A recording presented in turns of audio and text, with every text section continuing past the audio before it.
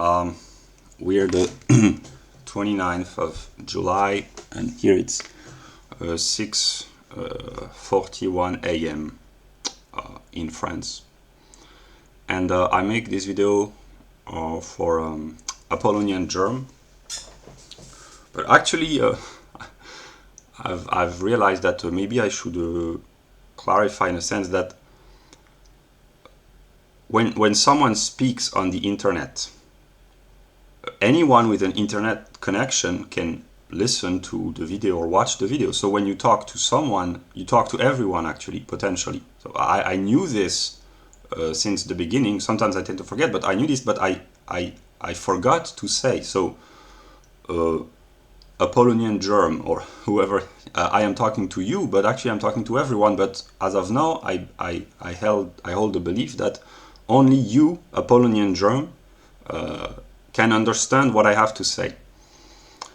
And I also understand that, like I said, with the 29th of July, you will not watch my video when I would like you to watch it. Namely, if possible, I would like you to watch the video now, but when you do, it will be now, but it will not be the now of the chronological timeline or whatever. I have decided in this video to talk as an empirical individual, as I call this. I've made countless videos to try to explain that there's a higher self, a lower self, the superego, the subconscious. Maybe I'm starting to doubt. Maybe the superego is Hegel, the subconscious maybe is Nietzsche, but Hegel is the opposite of himself. Nietzsche is the opposite of himself as well, and I'm standing in the middle. And yeah. So here in this video, I talk as an empirical individual with my ordinary consciousness, and I have not made any structure of the video, and maybe I will retroactively at the end of the video, I will try to put some order in the description below, but I'm not sure. I will just talk and speak what's on my mind. Apollonian Germ. Why have I been making videos for you? I think I've made 17 videos for you because I believe, actually I know that you are the most intelligent, most enlightening as well, maybe the most brilliant empirical individual on this planet outside of myself. It doesn't mean that you are the most intelligent in terms of quantitative determinations of IQ. I mean, there are many people who have a higher IQ than you and who are more knowledgeable in various fields. People who have PhD in physics, biology, botanics, economics, whatever. They are more intelligent in a quantitative sense, but your kind of intelligence, kind is Besonderung des Allgemeinheit in German language. So your particular type of intelligence is universality, and there are particular types of intelligence is, of course, you have a very high IQ and you have a broad knowledge of many topics, but your ability to connect the dots, as they say in ordinary language, and to explore a broad range of topics. As long as I can, I will translate the ordinary language into logical categories. Broad means extensive quantitative determination, and what is extensive is also intensive. So you have explored a broad range of topics with a penetrating mind. So you have intensely studied psychology. I'm not saying that you have a scholarly knowledge of psychology and economics and politics and even physics, but you are smart enough to get the idea pretty fast. So who are you, Apollonian Germ? You are the most intelligent, most brilliant person in the world. Outside of myself, when I am not completely dumb, because I realize that I can be completely dumb, like really stupid, but in my best moments, I am really smart. And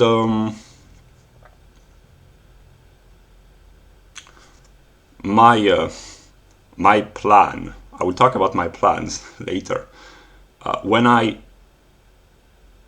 I've already said this, but I repeat. this video will not be structured. It will be me talking normally, one might say. In January 2018, more than 4.5 years ago, I had I would say a spiritual experience, a spiritual experience. And I wanted to share my experience with people that I thought would understand, because I myself did not understand. So I experienced something supernatural. Supernatural is the Latin word. I mean, it's not Latin, it's English, but it's derived from Latin, which actually means metaphysical. Metaphysical is Latin, supernatural is, metaphysical is Greek, supernatural is Latin, but actually they're the same. So I had a metaphysical experience.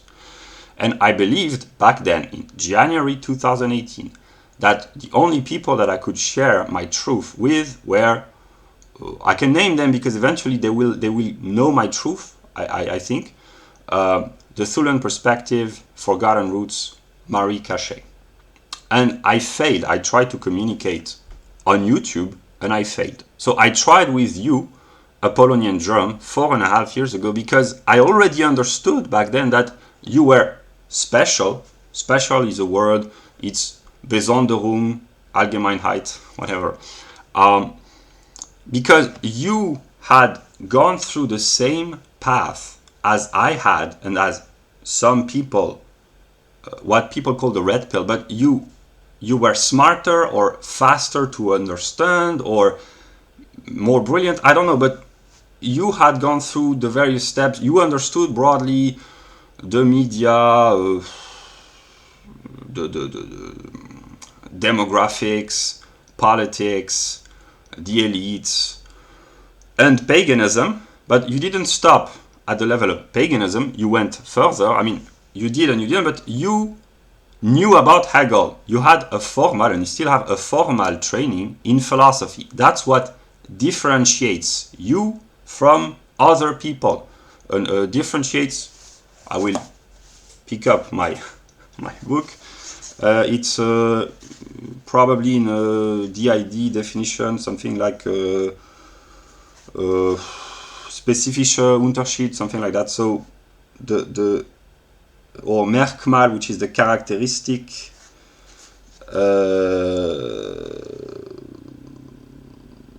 whatever.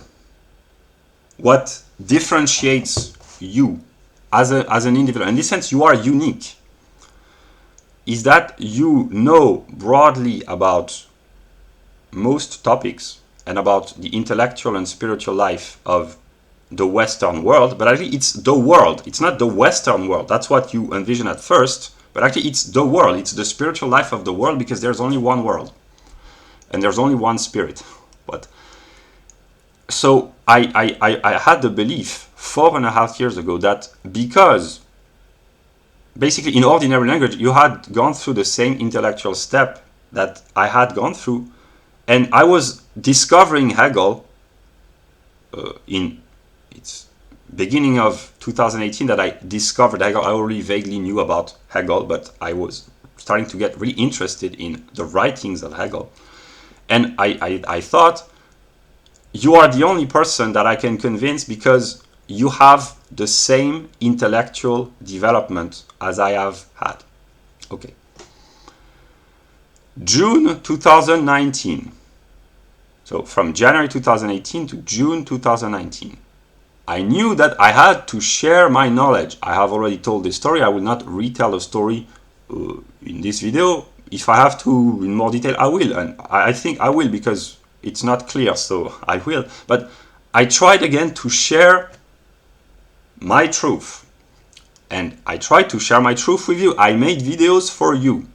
And you watched them, I know that. And you even replied a comment, you said, I don't exactly, but that I kind of had weird experiences. And I remember thinking, William James, the American, I think, psychologist who wrote a book about religious experiences. So basically what you thought when you watched my video, they were very weird. I grant you that. They were not very structured, not very good. But I think that you thought he must have had some sort of psychological weird experience. And when I read your comment, I said, maybe that's what happened. And later, in the years 2020 and 21, when I reflected back upon what had happened to me when I had my spiritual, mystical experiences, I thought maybe that was just a psychological delusion. And I've never read the books by the book by William James, but maybe that's why he said that when people say they have religious experiences, maybe it's just the brain, the chemical, neural relationship within the brain, which makes you... I thought about that. But yeah, so between June and July or August 2019, I made several videos for you. You watched them, but obviously you were not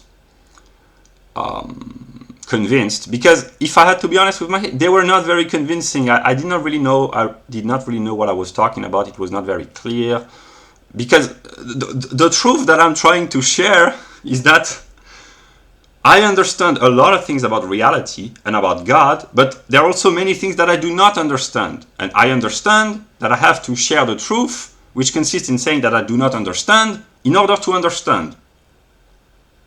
Yeah. And I remember saying one thing. In 2019, I was in hospital back then.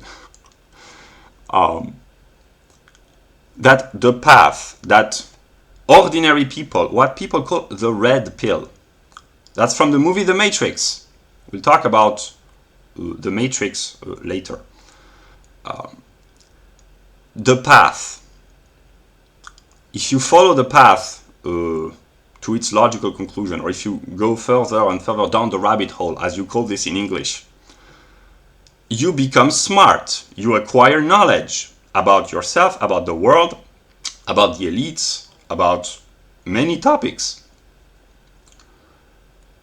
And I remember saying in the summer of 2019 to you, Apollonian Germ, that this red pill process was a Hegelian process, and that those who really followed the path would become smarter than the elites.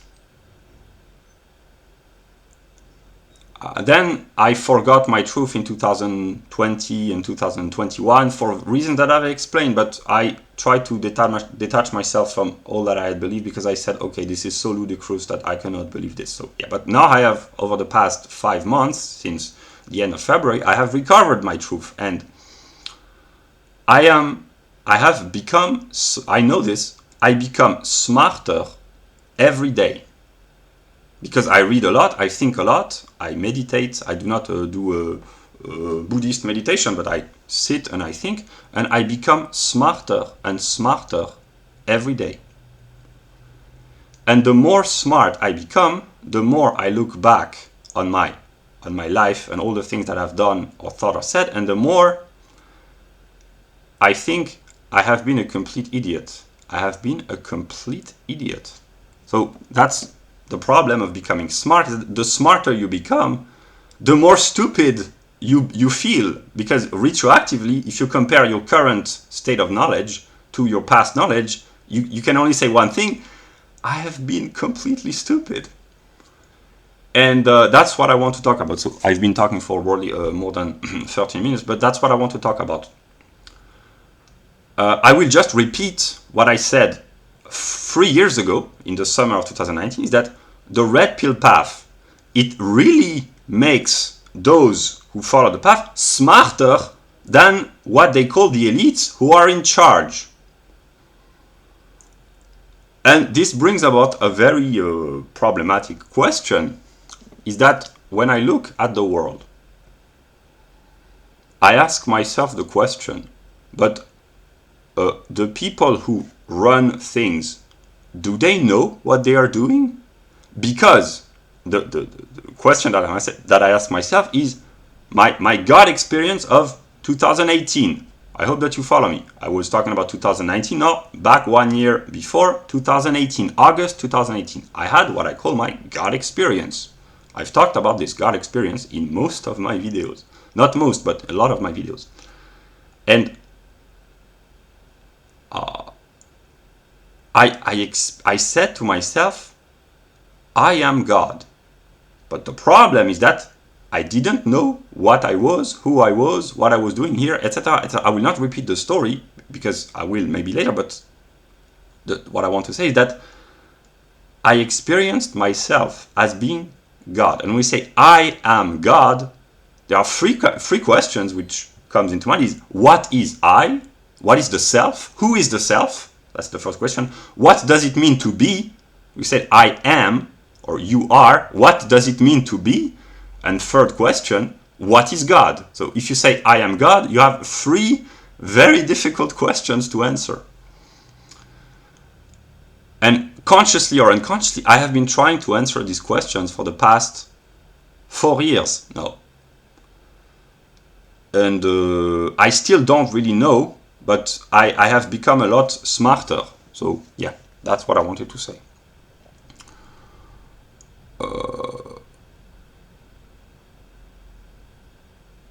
So what I want to say is that if at some level, because I discovered that the I, the self, there are several selves, or at least that's how I represent myself, the higher self, the lower self, yeah. But when I try to think seriously and with intelligence, if what happened in August 2018 is what I think what happened, and actually it is, it means that at some level, in terms of quantitative determination, high and at some level, I am not only very smart, actually I am the smartest entity at some level. I'm not in full possession of my intelligence. That's why my videos and when I talk, I say very stupid things and I look like an idiot. But at some level, in some form, because I've been asking myself this question, is how can an individual with a limited cognitive ability, how can I be at some level connect with God or identify? How is it possible?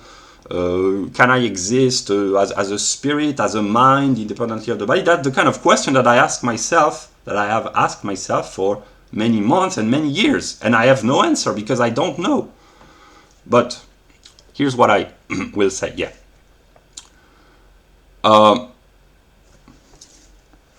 17 and 30 second video. Yeah, what I want to say. Since the early month of January 2019, I've had a debate with myself about my identity. Who am I? And I will formulate the question differently. Who is I? Not who am I, who is I? In other words, in intelligible English, who is the self? Who is my self? Because I discovered in early 2019 that actually there are several selves, and it's not here, it's not schizophrenic, because there is the psychiatric and psychological and clinical problem of the self. There's the psychoanalytical. So in psychology, psychiatry, psychoanalysis, you have several selves, but in philosophy as well, in a sense that what Kant, Immanuel Kant, calls the transcendental ego, basically I don't know, because that's another problem that I have. My native language is French. I read German every day, and I think and speak in English. Oh, it's kind of confusing. So I don't really know how, if I could pick up the book, what is the German, but whatever. In my view, it's the transcendental ego. And I discovered that basically the history of philosophy, since Descartes, is some sort of schizophrenic in the sense that the self in philosophy is not the psychological self, it's the transcendental self. It's the ordering and structuring principle of reality. In the view of Kant, it's the table of categories. And then you have Hegel, who says the categories of Kant, they are not really satisfying. And then, so you have the self of Hegel, which is what he calls reason. So yeah, since early month of 2019, I have been in conflict with myself on a philosophical level, because trying to determine, to know who I am, or who is I, who is myself. And yeah. And yeah, 20 minutes. No, I will say what I wanted to say. Between August 2018 and December 2018, or January 2019, basically. So for a few months between my God experience and another event that I have already told, but I will not say again, I believed in a way that I was important, and I identified as this individual. I believed that I was important. In December 2018, an event occurred. I made a very stupid mistake, and then I realized, okay, I am not who I think I am. I have been mistaking about my identity. And then, early month of 2019, I started to seriously believe that actually, as an empirical self, I was completely worthless, what Hegel called the negative, that I was some sort of a mistake, and that somehow I was connected with God, but I was a problem for God, so I had to fix the problem by, well, getting rid of myself in a way. I never planned on killing myself, and I still don't. I'm not suicidal in a sense, so I am mentally sane. I do not plan to kill myself. I don't, because first, I don't want to, as of now, and I can't anyway, but I don't want to, because I have things to say, thoughts to share, so in this sense, yeah. But, yeah, so in the year 2019, when I made videos, I believed somehow that through my mind I could connect with an entity that people call God, but that through my empirical self I was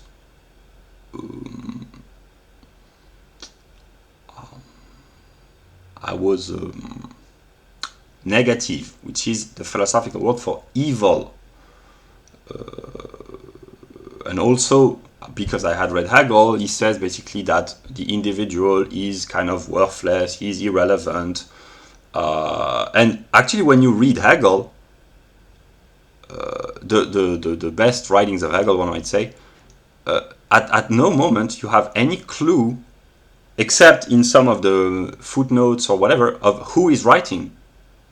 If you don't know that Hegel is supposed to be a 19th century German philosopher, you have no clue, because there is nothing personal in the encyclopedia. I mean, sometimes he talks about my German colleague who wrote a book about biology, etc. But these are very rare. Actually, in 98% of what Hegel writes in his writings, you have no clue of who is writing, because it's an impersonal speech.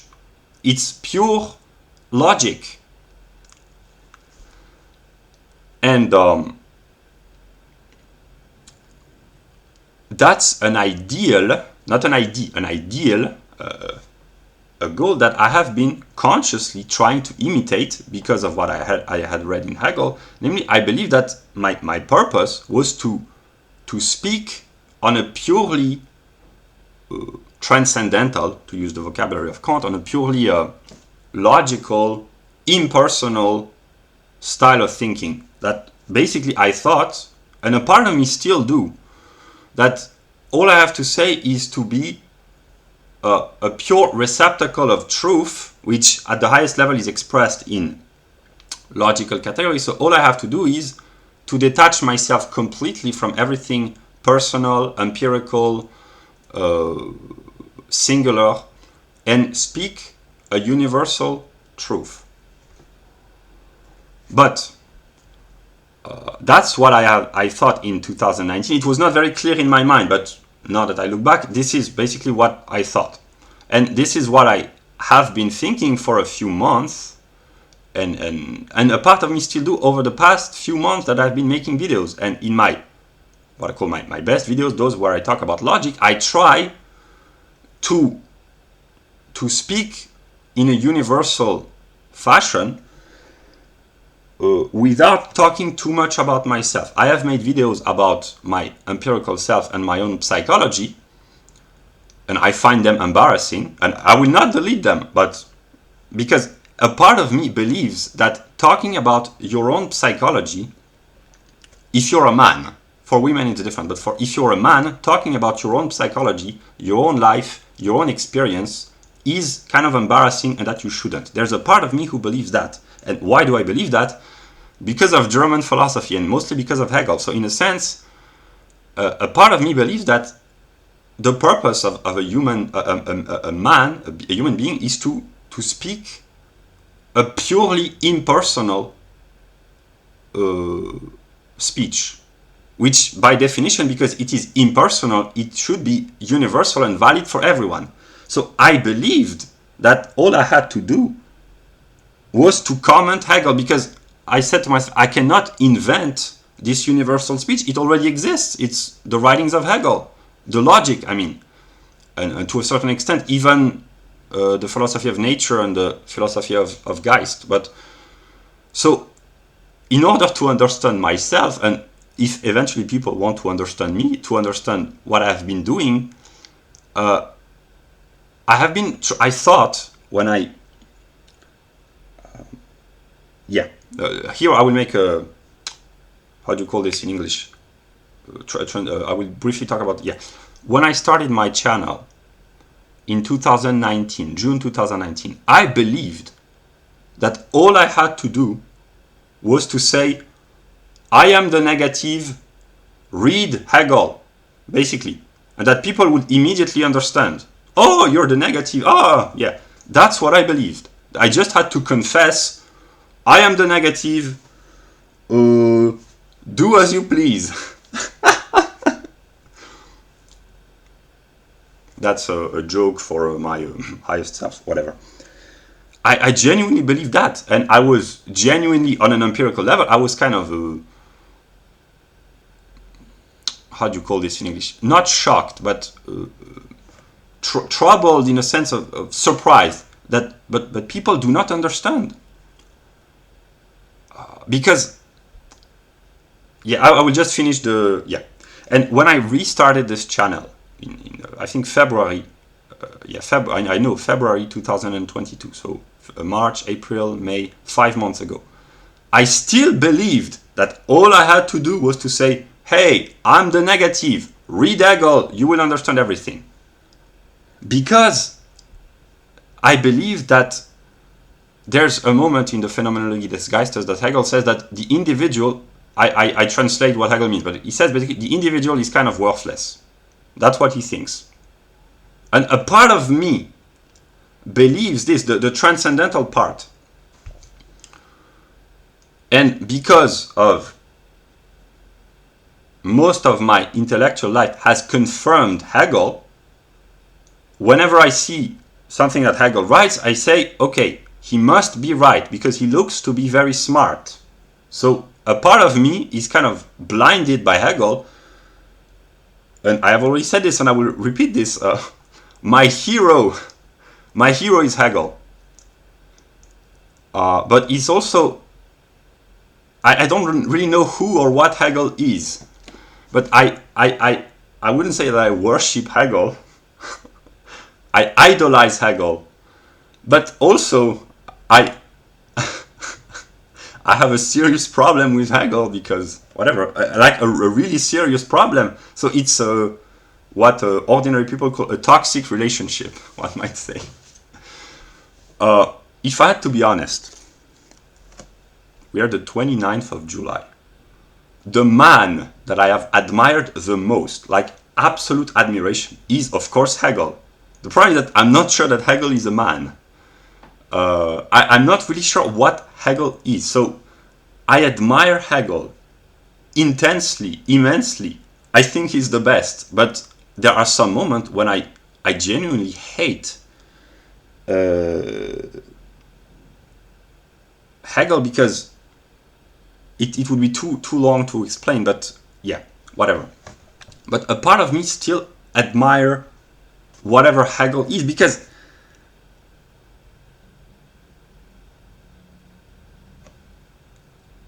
if I had to be honest, it's simply brilliant. The logic, it's very simple, but it's so brilliant. And here I will use images, like when something is too brilliant, it burns your eyes, so it causes you pain, and it blinds you because it is so brilliant. It's an experience that anyone can make. You look at the sun in summer, you look at the sun, you can look for a few seconds, but if you insist, it will become problematic for your eyes eventually, and you have to protect your eyes from the light of the sun because it is too brilliant. This is one way of expressing what the philosophy of Hegel is. So yeah, and also I've been influenced in my development by two ideas in the ordinary sense, what called Vorstellungsbestimmungen or Denkbestimmungen, determination of thought, because an idea in a Hegelian sense is something else. So Denkbestimmungen, what people ordinarily call ideas, mental representations. So Denkbestimmungen, Vorstellungsbestimmungen, whatever. The idea that you had to replace your experience of the world with pure concepts in the Hegelian sense, pure thought determinations. That's a profound idea. That's why a part of me still tries, even when I don't, like in this video where there is no order and no structure, I still try when I can to translate into logical categories. So there's a part of me who believes everything has to be logically translated, basically. But of course it's very difficult because I experience myself, and I know that I am a human, so I have a limited cognitive capabilities, I have emotions, I am limited as a human, I have limits, I am finite, I am human, all too human, one might say. So yeah, it seems to be an impossibly difficult task. Impossible is a logical category. Seem, it probably is shine or Erscheinung, so there's a difference between what seems and what really is. So the appearance and the reality, what is reality? You have to study Hegel to know what reality is. So that's the kind of insanity that, yeah, but it's not insanity actually, it's simply philosophy, but whatever. So what I wanted to say, yeah, I was convinced by the idea that I had to translate my experience of the world in pure logical categories. Plus the idea that my empirical self was worthless and only the transcendental self was important. And if you mix these two ideas, basically you obtain the works of Hegel. But the problem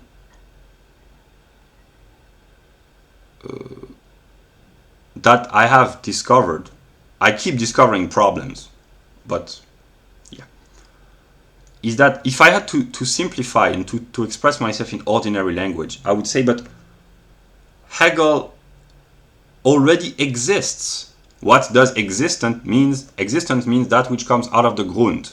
What is the ground? It is God. So Hegel comes out of God in ordinary logical language, whatever. What I want to say is that the writings of Hegel, they already exist. What do you want me to say? I could maybe, if I'm really inspired, I could change a few logical determinations here and there, but overall, the truth about God has already been expressed in the writings of Hegel. This is one of the reasons why sometimes I am so, I will use the word bitter, and even confused. I mix both because everything has already been said, and that's why I genuinely believed in 2019 and in 2022 that all I had to do was to say to people, but just read Hegel and you will know everything about God. But then I realized I have to make Hegel interesting. I have to how do you call this, to stimulate, that's not the word I'm looking for, to arouse the interest in Hegel. And that's what cultural Hegelianism was supposed to be. And eventually, maybe it will succeed. I think it will succeed eventually. My ID. And if you have followed what I've been saying, when I say my, I ask myself, but who is me? My ID. And here, ID can be used in a Hegelian sense. That's part of the comical aspect, maybe. There's a little bit of laughter in Hegel. Maybe there's a lot of laughter, but there's also serious problem and suffering. But yeah, my ID, that I, whoever I is, that I will talk in an impersonal fashion. The ID that became conscious of itself in around April 2018 was the idea of cultural Hegelianism. If I had to simplify, it was modern pop culture, religious mysticism, and philosophy. Mostly Hegel's philosophy, because actually there's only one philosophy, the philosophy of Hegel. Because it is the philosophy which encompasses within itself all other philosophies, those who were developed before Hegel and after Hegel. Why? If I had to simplify very briefly, it's because Hegel thought about being and about nothing. And everything either is or is not. So if you think about being or nothing, you think about everything, basically. So yeah, the idea of cultural Hegelianism was to say, okay, I will mix pop culture with religion and philosophy to make my truth intelligible. Because, and here I understand now, because pop culture, it's a quantitative determination. It's very extended, extensive große in German, so extensive magnitude, but what is extended is also intensive. And what this means that the truths spread by modern pop culture are intensive, which in ordinary language means they are profound or they are elevated. There are profound thoughts about God, about the world, about the human condition, about the universe, about being, about whatever, expressed in modern pop culture. For me, it seems completely obvious now, but for reasons that I will explain, maybe I will talk again for maybe 30 minutes, maybe more, because I just want to express myself calmly while I can. Yeah, the idea was simply, I did not thought in terms of quantitative determinations of intensity extension, but now that's what I could say, is that what is intensive is extended, what is extended is intensive. It's a logical unity. Why? If you want to know, you have to study Hegel's logic. So, yeah. And this is not a belief. Here it is a knowledge, in the sense that my truth, which is not my truth, because truth precisely is truth, truth will prevail eventually, because what is extended is intensive as well. And Hegel, whatever Hegel is a profound thinker and an elevated thinker. I mean, it's a profound thinker with elevated thoughts, and eventually they have to be extended. So, yeah. And yeah, that's what I wanted to say. So now I will, after 38 minutes of video, I will say what I was supposed to say at the beginning. Now I plan briefly the context. What I want to say is that over the past few months, I have been working, one might say work, if reading and thinking and studying and writing and classifying is work, I have been working every day. And the more I work, the smarter I become.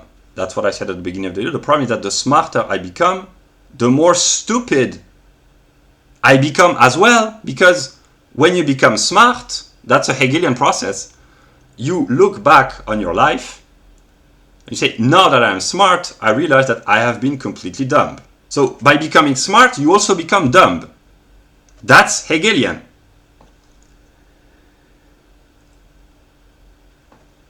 So here I'm not in a good mood, I'm in a normal mood, but there are moments when I am genuinely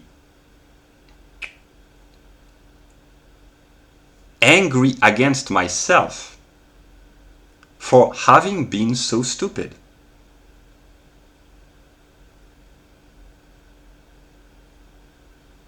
So the ordinary vision that most people have is that being smart is a good thing.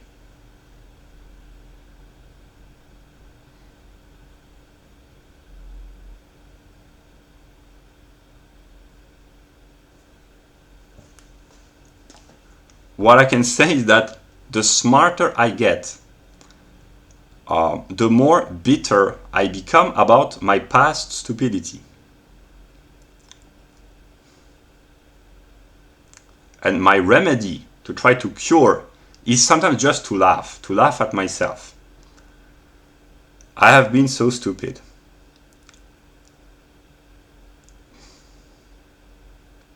Yeah. What I want to say is that over the past 5 months, I have gone through a tremendous, if I had to translate the word tremendous into logical categories, probably intensity, quantitative determination, whatever. And what is tremendous is widely extended. I can translate my words into logical categories. A tremendous intellectual development. Like, I have become smarter and smarter. I am still really stupid on many levels, but I also become very smart. And I am even tempted to say that I become even wiser. I never thought that I would become wise, but I become wiser. Because eventually intelligence has to be subordinated to the ideal, not the idea, but the ideal of wisdom. The purpose of being intelligent eventually is to become wise, not to be just smart, because you can use intelligence to manipulate others and yourself. I have noticed this, that I have been manipulating myself, and I would like, I will laugh now, but I would like to use my intelligence to become wise and not... Yeah, I will make a play on word. I made a secret deal with God. That's exactly what I want to share in my video. The message of the video, no, after 42 minutes, is that I will try to be just myself. That's what I wanted to... I should have started with this, but I will explain it. But yeah, I was about to say, yeah, I would like to be wise and not a wise guy. I know it's a joke. With, that's dubious humor, but I know it works in English. I would like to use my intelligence to become wise. And yeah, about wisdom. I have said in some of my videos that I experience violent mood shifts. I am not moody in the sense of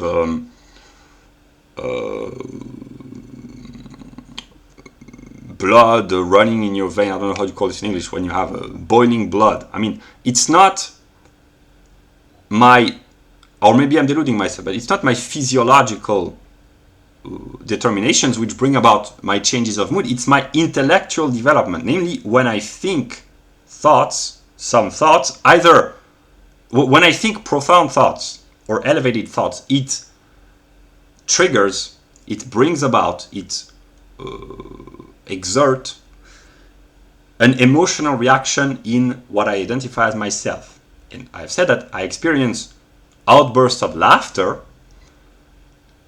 moments of anger, and eventually I can only be angry against myself. So that's problematic. But I mean, it's not problematic because it's better to be angry at yourself than to be angry against others. But it's problematic for me, but eventually it's problematic for others as well. But I will not go into detail. But what I mean is that I experience a wide range, a broad range of emotions, of strong emotions, extended intensity.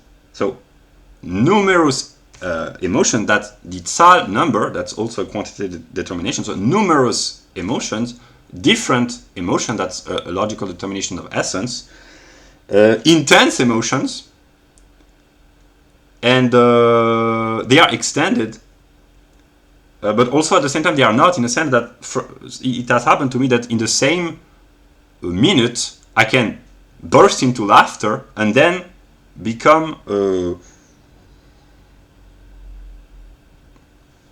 more serious. So I have a comical aspect, a very serious aspect. I experience existential terror, which is problematic for me, but in a way it's a problem for me, but it's a problem for everyone, in the sense that if I am what I think I am, the fact that I experience violent emotions is a problem for everyone. And that's why I haven't been making as many videos as I could have, but I am at peace with this decision, because I have willingly decided a few weeks ago, or consciously decided, that I will not share my outbursts of philosophical madness with others, because what I believe, and if I am wrong, I am wrong, but that's a belief that I have, that at this moment it would be irresponsible to bring more madness in a world which is already mad, basically. But actually it's not mad, I'm sure that it can be translated into dialectical terms, but I am not smart enough yet to see the dialectical process. I just, when people look at the world, they see madness. People are insane, the leftists are insane, the right-wingers are crazy, everyone is crazy, Putin is insane, whatever. That's what people say in ordinary language. But when you think and focus, you see partly the dialectical process. But I took the decision a few I don't know, a few days or a few weeks ago, that I would not share anything publicly if I cannot control my emotions, at least to a minimum. Because my reasoning is that if you have madness and you add even more madness, which is completely uncontrolled, I may be wrong, but that's what I believe.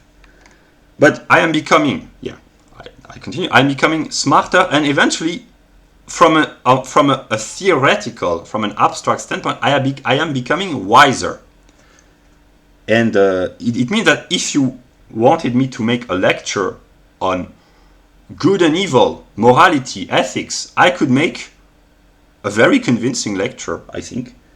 But the problem, and that's part of the process of becoming smart, is that when you become smart and wise, you understand that talking abstractly about thought determinations is one thing, but then embodying your truth, applying your truth, is another, and it's much more difficult, because it's very easy to have a theoretical knowledge about ethics and morality. It's really easy.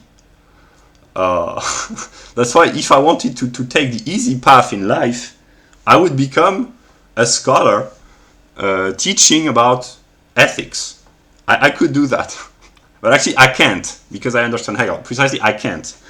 I have to leave my truth to be in accordance what I think is true on a metaphysical level, and to embody my truth. I cannot say this otherwise for now. And I will, because I know what the truth is. But the problem is that will I be strong enough to leave my truth? And here is when you enter the realm of Christianity. It's very easy to know. I mean, actually, people think it's hard, but no, it's very easy.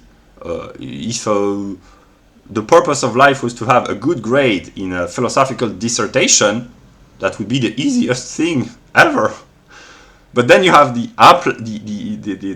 practical aspect, you have the theoretical, and then you have applied philosophy. You have to actually not know only about good and evil and right and wrong, but when you know, if you really know, you know that you have to do good and you have to do the right thing. But then there comes a conflict between the empirical self and the transcendental self, because if it's easy, it's not, but actually it is, that's probably what he's saying again, it's difficult, but actually it's easy to know the transcendental truth, to speak like Kant.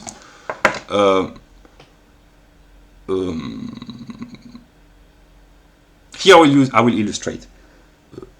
It's very easy to write die Kritik der praktischen Vernunft, the critique of practical reason. People think, oh, that's really hard to write like Kant. In a way it is, but actually it's not. If you have the IQ and you have the time and the opportunity, you could write a really good book about ethics. It seems very difficult, but actually it's kind of easy. What is really difficult is to actualize, that's a logical determination, wirklich, to actualize the truth, to make it manifest, and to embody your truth. And here we have a name for the man in the historical perspective who tried to actualize the truth of Kant. His name was Jesus. Actually, it's not. Here, that's also Hegelian. Because here I will speak briefly about the history of philosophy. People say basically that Kant, Immanuel Kant, his moral philosophy, is simply the teaching of Jesus made rigorous and systematic and expressed in philosophical terms. And that's why it can be said otherwise, that the life of Jesus is simply the teachings of Kant made wirklich. So Jesus and Kant, in a way, they are the same. One is a religious man and the other is a philosopher. It seems easier to be a philosopher because all you have to do is to sit in your office and write about and give lectures. To be Jesus, it's a little bit more difficult because there's the cross and the nail and yeah. We'll talk about that later. Yeah. So that's what I wanted to say. One of the things I wanted, namely that I know myself that over the past few months, and especially of the past week, I am becoming, and I have become smarter and smarter. And from a theoretical standpoint, from an abstract standpoint, from an transcendental standpoint, I am becoming wiser. I could make lectures about wisdom, but I am wise enough to understand that if you talk about wisdom without applying wisdom, this is not wisdom. This is manipulation. This is scheming. And I know myself to be a schemer, unconsciously and sometimes even consciously. And my purpose in life, until the end of my life, is to try to transform my manipulative, scheming self into eventually a wise human being. But it's easier said than done. Yeah. And also, what I wanted to say. It's been 53 minutes now. I will try to summarize as briefly as I can. From August 2018 until December 2018, January 2019, so for 4 months basically, September, October, 4 or 5 months, I believed that I was important, and I identified myself as the person that I have always identified with, namely what I call me in my ordinary language, me. I have a name, an identity, memories, a psychology, a history. I'm just me. In January 2018, I finally understood consciously, because I had already unconsciously understood, but I consciously understood that the purpose of philosophy is to teach oneself and others that there are various selves. And like I said previously in the video, what we call having several selves. In psychology, we call this clinical problems. In psychiatry, we call this schizophrenia, bipolar, dissociative disorders, whatever. In psychoanalysis, we call this superego, subconscious, ego, whatever. But in philosophy, it is called the transcendental self, reason for Hegel. The vocabulary is not really important. It's just to express the idea in the ordinary sense, the Denkbestimmung, the thought determination, that man has the capability of extracting itself from its empirical determinations and to elevate himself in the realm of pure thought and to express a truth which is valid not only for himself but for all thinking entities, humans, non-humans. That's a possibility that man as a thinking agent has. And the illustration that I use is that if I say 2 plus 2 equals 4, that's the most basic truth. It is truth, it is true. Whatever your origin, your race, your intelligence, your background, your religion, your skin color, your whatever your determinations, whatever, if you live on Earth, if you live on Mars, if you are a green alien living God knows where in some distant galaxy, if I say 2 plus 2 equals 4, it's universal, it's the truth. But as Hegel would say, mathematical truths, they are kind of poor and a little bit boring. The real truth is philosophical, which means religious. Yeah. So what I wanted to say. So So for 5 months in 2018, I believed myself to be important because I had spiritual experiences which had led me to identify with God while not knowing what God was. I said it's the whole of reality. So yeah, I will not talk about this now. Just in 2019, for the whole year, I believed that from a philosophical standpoint, I was kind of contingent and eventually worthless because of what I had read in Hegel and because of what I have just said, in a sense that if truth is universal and if man has the possibility of expressing the truth independently of all his empirical determinations, then it means that the empirical determinations are contingent. Contingent is the philosophical way of saying that it's kind of worthless. It's not worthless because if you study Hegel, Hegel teaches you that what is contingent is actually kind of necessary and what is unessential is kind of essential. That's why I've been studying Hegel, because it's really complicated, because here I will briefly talk about the logic of essence. One could say that man's essential self is the transcendental self that you cannot see, you cannot touch, you can hear through the words being expressed. So that's the essential self. Essential in ordinary language means it's really important. It is opposed to what is not essential. It's inessential or unessential. Namely, in ordinary language, it's useless. It's not really useless, but it's kind of useless. But Hegel teaches, and actually he's kind of right, is that if the essential only exists in relation to the unessential or the inessential or the not essential, they are in a logical unity.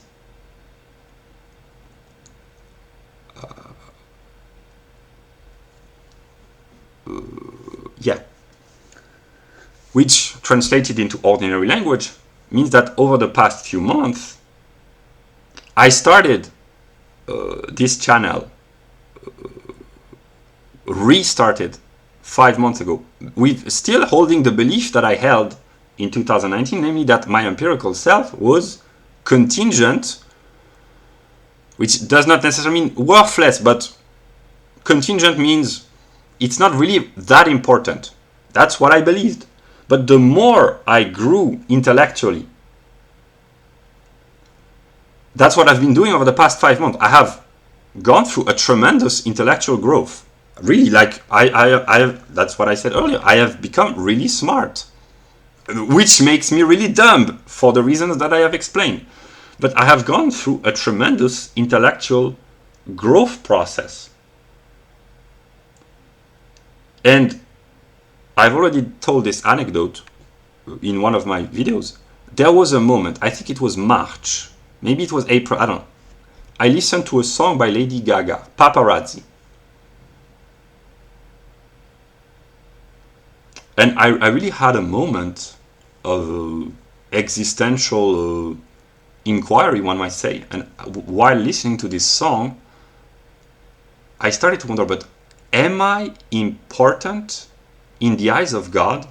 Me as what I call me as an individual.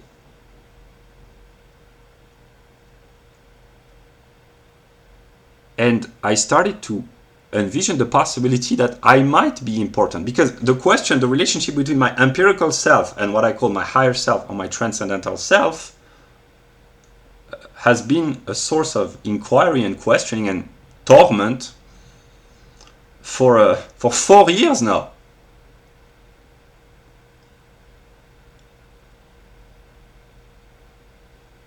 And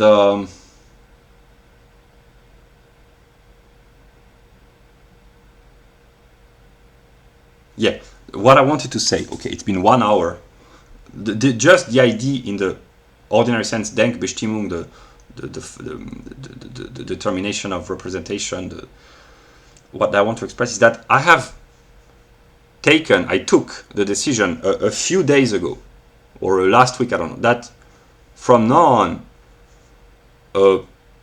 I will be me. Whoever or whatever I am, I will be me. In my videos, as long as I publish videos, I will be me. And I will let others, whoever they are, judge me. Because I know that I have to be judged. I will let others judge me, and I will let them tell me who or what I am. And that's what I have chosen to do, because I have tried to be Hegel. But Hegel is the negation of himself. And if I had to share the truth, I could say, if Hegel is right, all you have to do is read, not this book, read The Science of Logic, because here's the simplified version. If Hegel really is right, if people want to know God, all they have to do is read The Science of Logic. But the problem is that most people do not understand. That's why I believed, up until a few months ago, that all I had to do was to provide a commentary of Hegel. And that then people would understand. And then I would have fulfilled my mission, my purpose, whatever, to make Hegel intelligible. But then I have realized that it doesn't work. I have made videos about logic. I remember a few months ago, I spent a lot of time and a lot of effort, and when I published these videos, the logic about the videos about pure being, pure nothing, and becoming, when I published this video, I genuinely thought that given all the circumstances of the moment, my intellectual limitations, my background, my lack of education, the circumstances, whatever, I believe that these were good videos in terms of intellectual content. And I believe that this was the best that I could offer given the circumstances. The question is, where do the circumstances come from? That's a question that you have to find answer to by studying Hegel. But I genuinely believe that I had done 3 acceptable videos in terms of intellectual standard.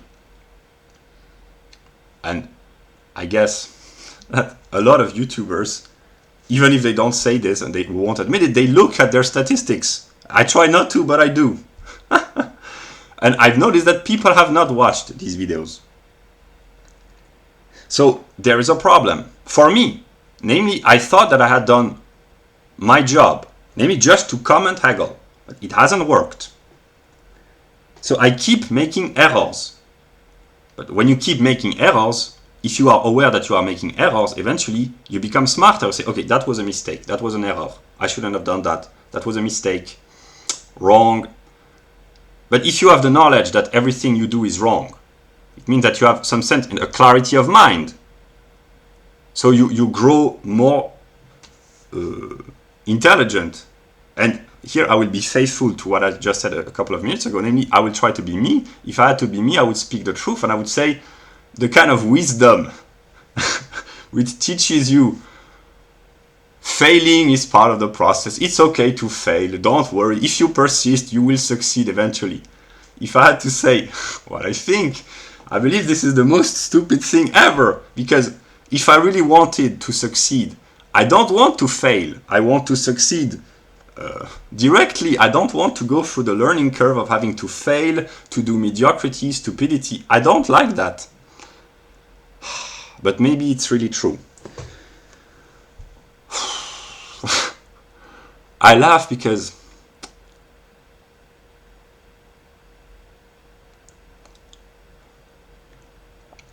I will speak the truth. I have genuinely believed on an empirical level that I was worthless. And over the past few weeks and months, I have started to believe that actually I might be important. Me, what I call me, with my own determinations, my own story, my own psychology. And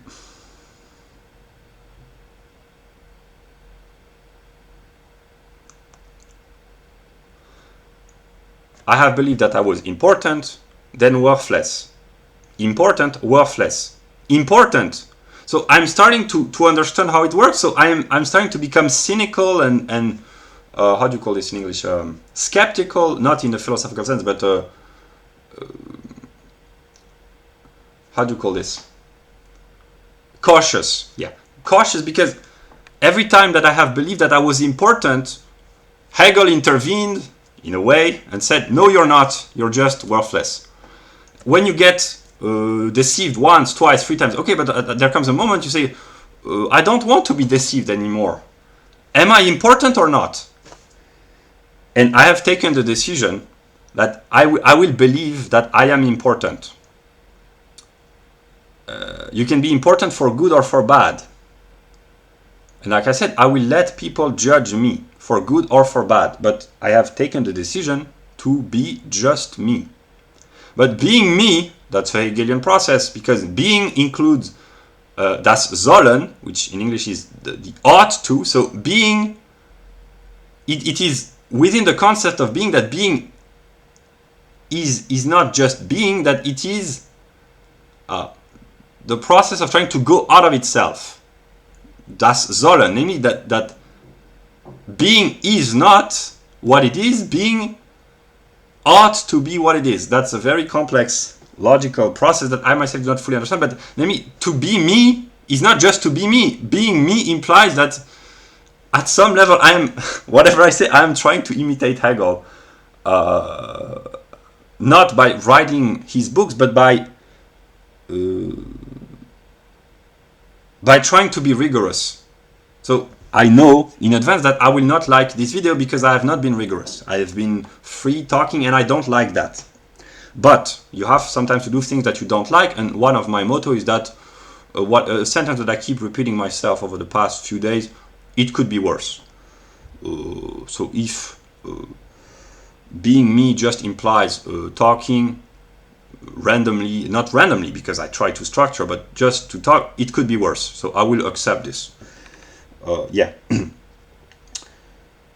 So, yeah.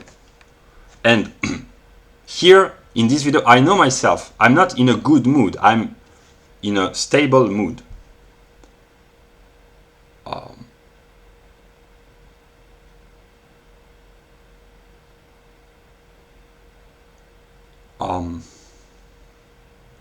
Yeah, what I wanted to say. Okay, it's been 1 hour and 8 minutes. Up until a few weeks ago, on a conscious empirical level, I believed that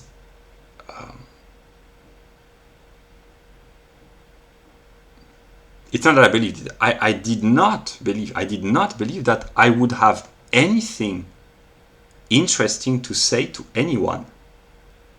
And there is a reason for that, and this is connected with what I've just said a few minutes earlier, namely that I will, from now on, I will be me in my video, which one of the consequences is that I don't like talking about my empirical life. Not because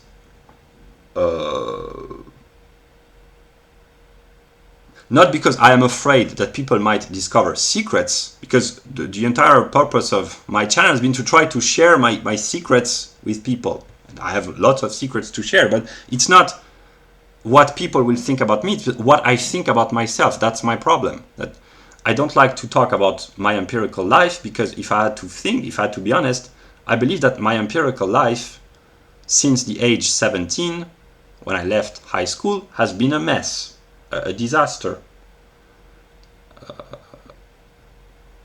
Yeah, but whatever. But I have come to the realization, to realize an sich, sein für anders. When you don't realize you have just the an sich, when you have the sein für anders, it becomes in relation to another, that's reality as opposed to negation. I understand Hegel's logic a little bit. I have realized that in a sense, I am important as an empirical self, because my metaphysical truth, it's not really metaphysical, my truth, my universal truth, cannot be made intelligible without me adding elements of my personal life. So in a way, Hegel was not completely right. I do not accuse Hegel of mistaking intellectually, but I accuse him maybe of having deceived me. Because the more I think, and I think at least 14 hours a day, and I think even at night, I have realized this. That's one anecdote that I can say, because precisely my truth consists in saying that from now on I will share anecdotes.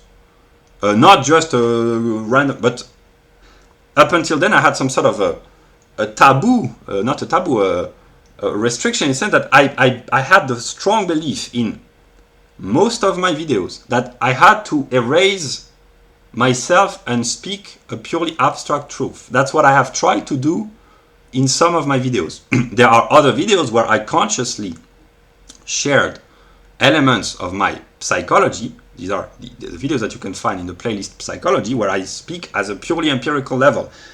And the purpose is because I believe that my empirical self was the problem.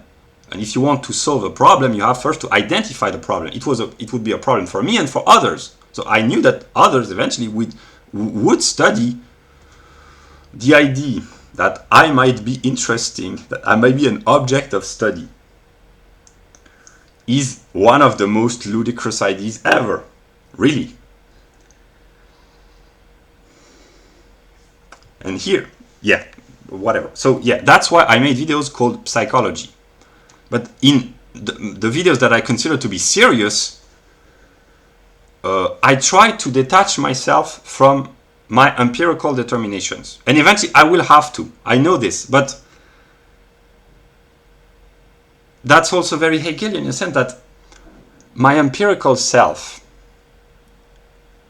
is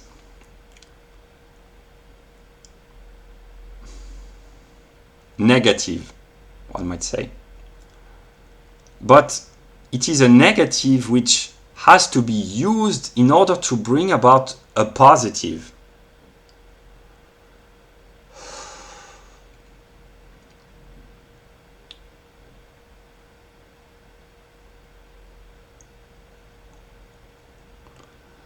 What I want to say is that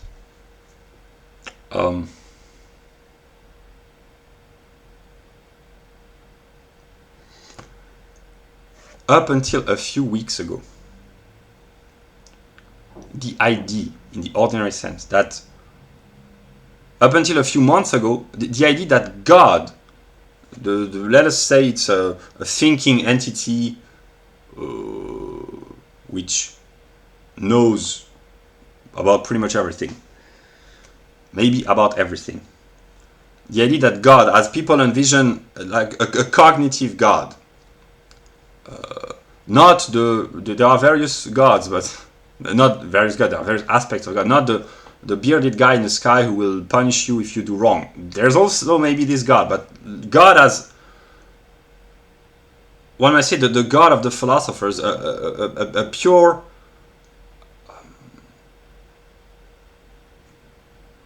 I don't know how to express this, a super intelligent entity. A super intelligent entity. Which also, in the various religions, is represented as a person, namely a person with a psychology, someone you can talk to, and who can talk to you. That's what the revealed religions are. These are books in which God talks, I would say, as a human. Not really. In the Christian religion, in the New Testament, this is what happens.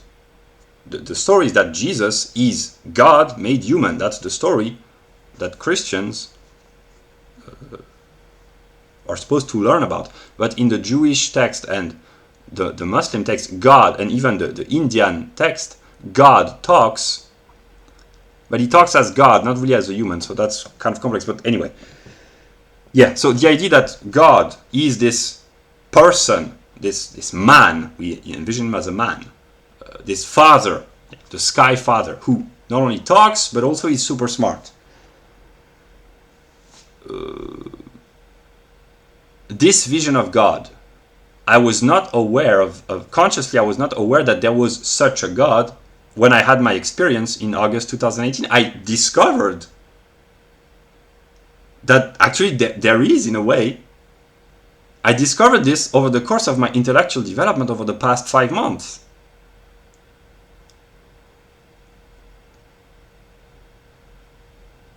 And at this level, I might say that I believe in God as the religious people do, that there is, I believe without believing, in the sense that I do not really believe that there is a bearded guy in the sky who talks to you. I don't believe this.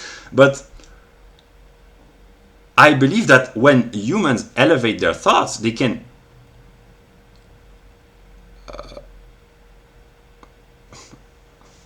here I'm in a problematic situation. There are worse problems to have, but this is a problem because I cannot express what I believe in.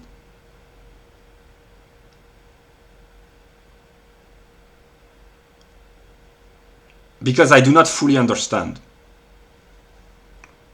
But to simplify, let us say I believe that there is a God as envisioned by the caricatural vision of the religions, namely a guy in the sky, the father to whom you can talk, basically. Yeah. So a few months ago, when I started to envision the possibility that there might be this kind of God, it's not the only God. There's also the judge, Lord, and etc. There is the God who can be a friend, God who can be a comedian,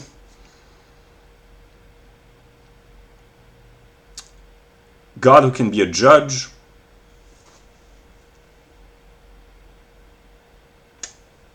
People are afraid that God might judge them, but the truth is that God is afraid of his own judgment about himself. I know this is the truth. But we'll talk about that later. Yeah, what I wanted to say is that when I started to believe in this vision of the God, this is what most people who believe in God, they believe in this, and most people who do not believe in God do not believe in this. And by this I mean the Father who lives God knows where in the sky. I simplify to the utmost. And if I had to be honest, up until a few years ago, the idea that there might be an entity, a father that you can talk to, I would find this completely ludicrous. That's a fairy tale for children. Fairy tales can be pretty dark, but it's a story. In the sense, I was like Dawkins, and I have no problem admitting that I agree with Dawkins in the sense that this is ludicrous. But and I try to make my thoughts, it's been 1 hour and 20 minutes. I do not believe that there is somewhere a bearded guy who talks. But I know that this is a representation that humans have. Namely, if you really elevate your thoughts, you can really enter into connection with what people identify as the sky father, or the father in the sky. But I'm not sure, and actually I think it's not like there's no guy waiting for you, God knows where, in a white dress with a nice beard. If you think that he's Greek, he has a thunder, lightning in his hand. No, that's not Zeus as you envision it. That's not. In this sense, maybe I will be punished for not believing in this, but I do not believe that there is a sky father above in the clouds. I do not believe this.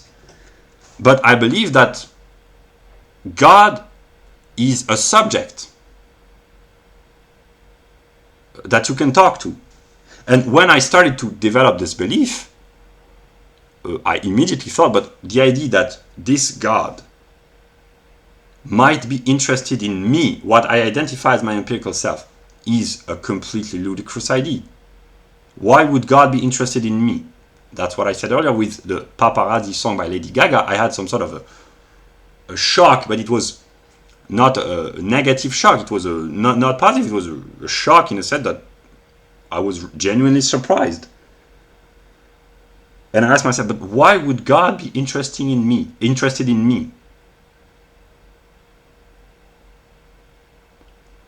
Yeah. And then a few months later, so that was probably March or April, I don't remember, but it can be, I could check on my channel, but I won't. But it's probably middle of March or beginning of April, there was this moment when I had this change of perspective.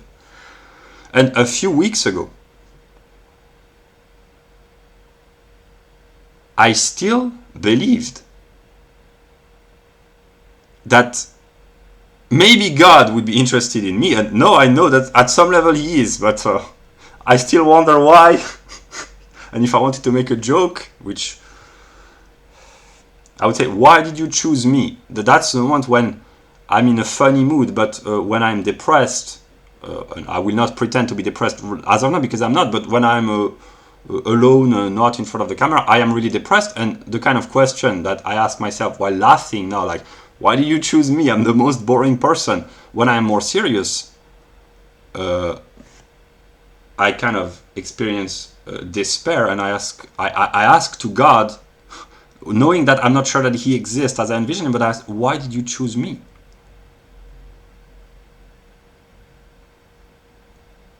I will not but I know what I think.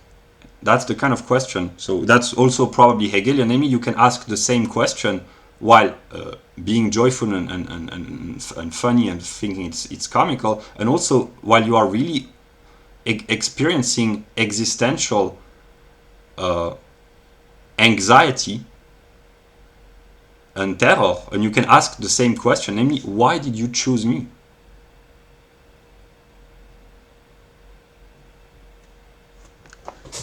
I still have no answer.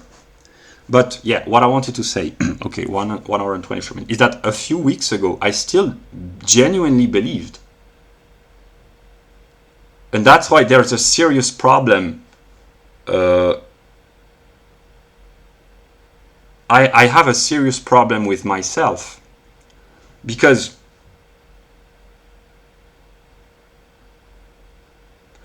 I delude myself.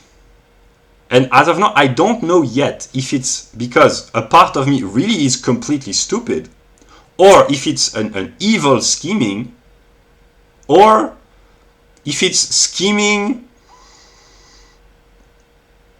with bad elements but also good ones, I don't know, or if it's just tragic. I do not yet know where the misunderstanding comes from. Am I really completely dumb? Is it just a tragedy? Or am I an evil schemer who scheme and manipulate others but also myself? But then I'm so good at manipulating others and myself that I genuinely myself, because I believe in my own manipulation. And I can illustrate this. Don't get high on your own supply. Maybe I got high on my own supply, and maybe I am lost in my own deception.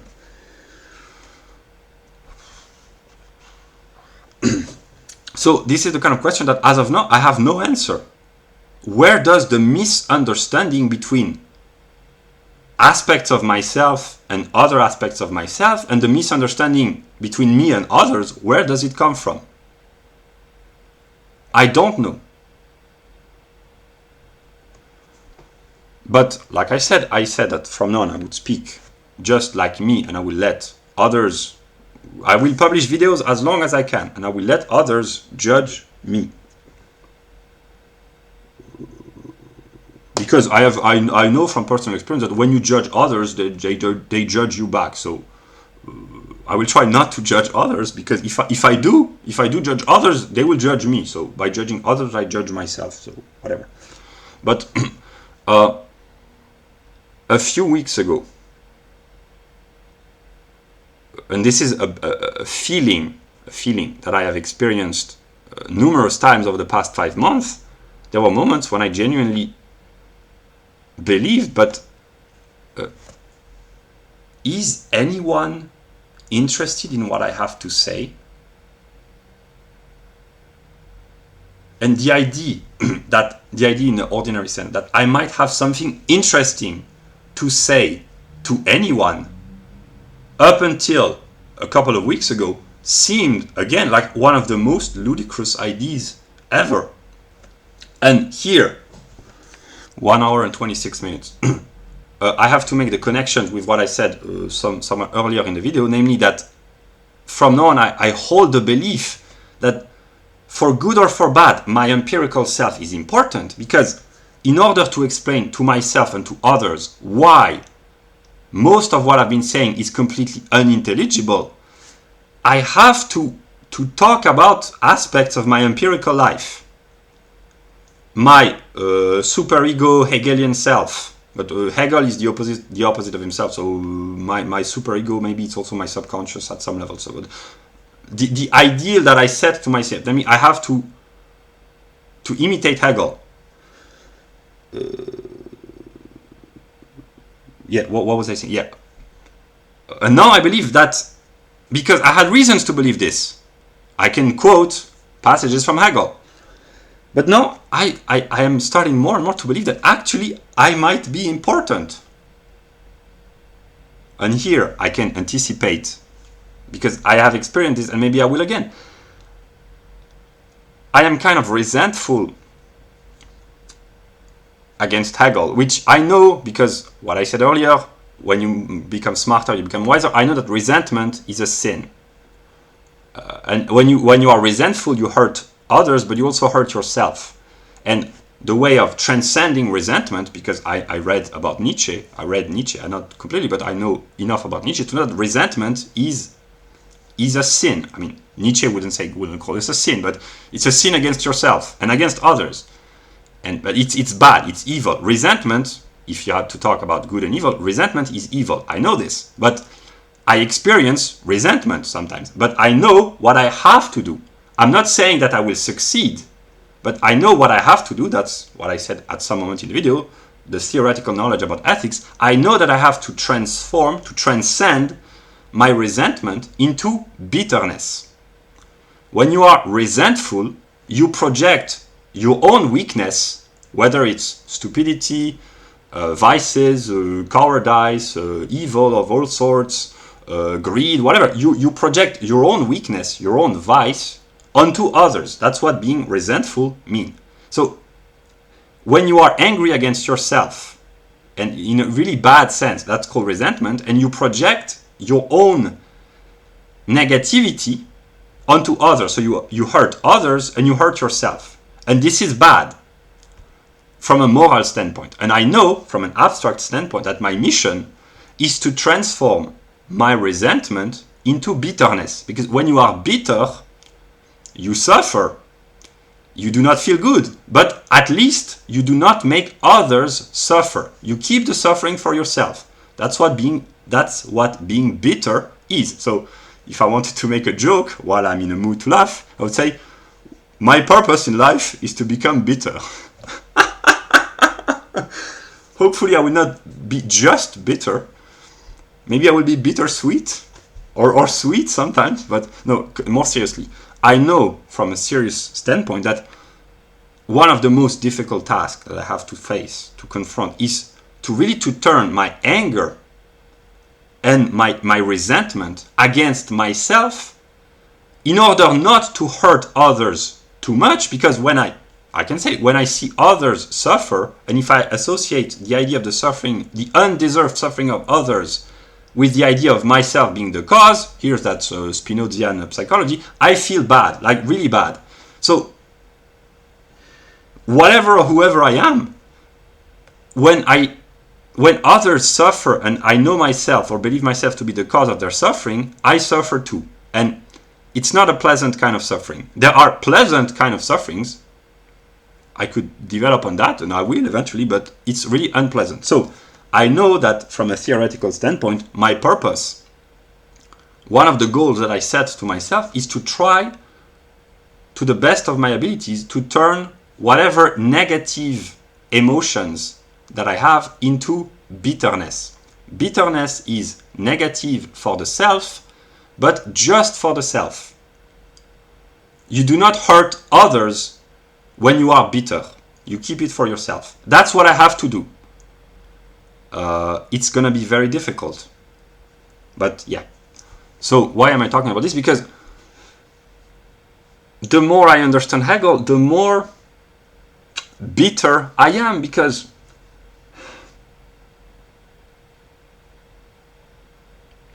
if I am really important, why didn't you tell me that I was important?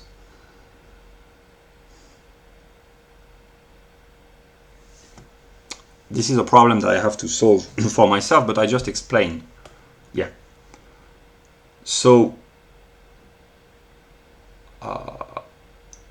I realized also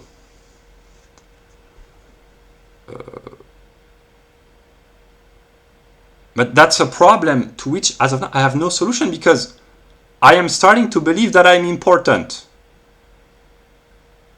But Hegel says that the singular self is the root of all problems, the root of all evil, let's call it that way. So I know that I am the cause of all problems. And I naively thought in 2019 and in the early months of 2022, when I published it, that, well, all I have to do is simply get rid of the root of the problem and all the problems will be solved. I genuinely thought that it would be that easy, not in terms of suffering, because I knew that I have to suffer on various levels. I have to suffer. So I'm not saying that it would be easy for me, but I thought that it would be easy intellectually. So yeah, that's what I thought, basically. I thought it would be very difficult to endure the suffering morally, psychologically, emotionally, physically, ontologically. I knew this, and I still know, and I have to get used to this idea that I have to suffer and that I have to accept the suffering. And it's very difficult to accept, but I train. I'm not sure that my training is sufficient, but I train myself to the best of my current abilities to try to accept the idea. Then to accept the reality of the idea, that's another story. But if you are at peace with an idea from an abstract standpoint, that's the first step. It's not enough, but if you want to climb a ladder, you have to make the first step. You can't go from bottom to the top. You have to go step by step. So the first step towards being at peace with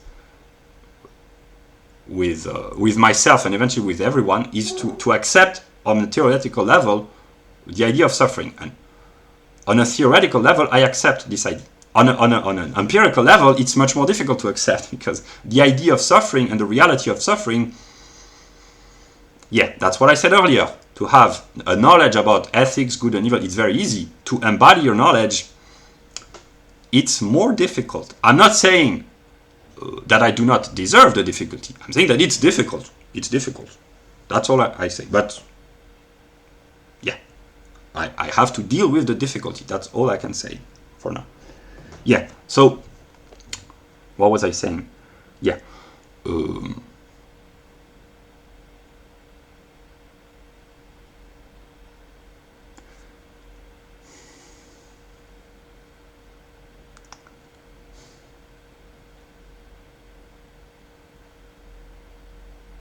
I believed that it would be difficult on an empirical level, but it would be, I believe that it would be very easy on an intellectual level, and that basically on an intellectual level, all I had to do was to say, I am the negative, read Hegel. And that people, that's what I genuinely thought. People would say, okay, we will read Hegel and we will immediately understand everything. But then I have started to realize over the past 3 years, so from early 2019, when I understood the difference between transcendental self, lower self, the problem of suffering, punishment, and all that, and now is that actually I have to work. But if I had to be honest, here I will be honest, and I will pay the price of my honesty. But if you have to pay a harsh price, at least pay the harsh price from being honest and not from being a liar. I enjoy working. As of now, I enjoy trying to solve problems. I cannot deny this because I do. I feel alive on a really high level when I can try to solve problems. The problem of trying to solve problems is that sometimes the problems are really, really difficult to solve. And in these circumstances, I may regret, and I know it, maybe I will, I don't know, but okay, really the problems here, they are really difficult. I wish I hadn't said that I liked solving problems, but actually, I choose to be honest. The idea that I actually have to work, and here it's connected with my empirical life, is that in my empirical life, I've never had, I was never in a situation to actually do something productive.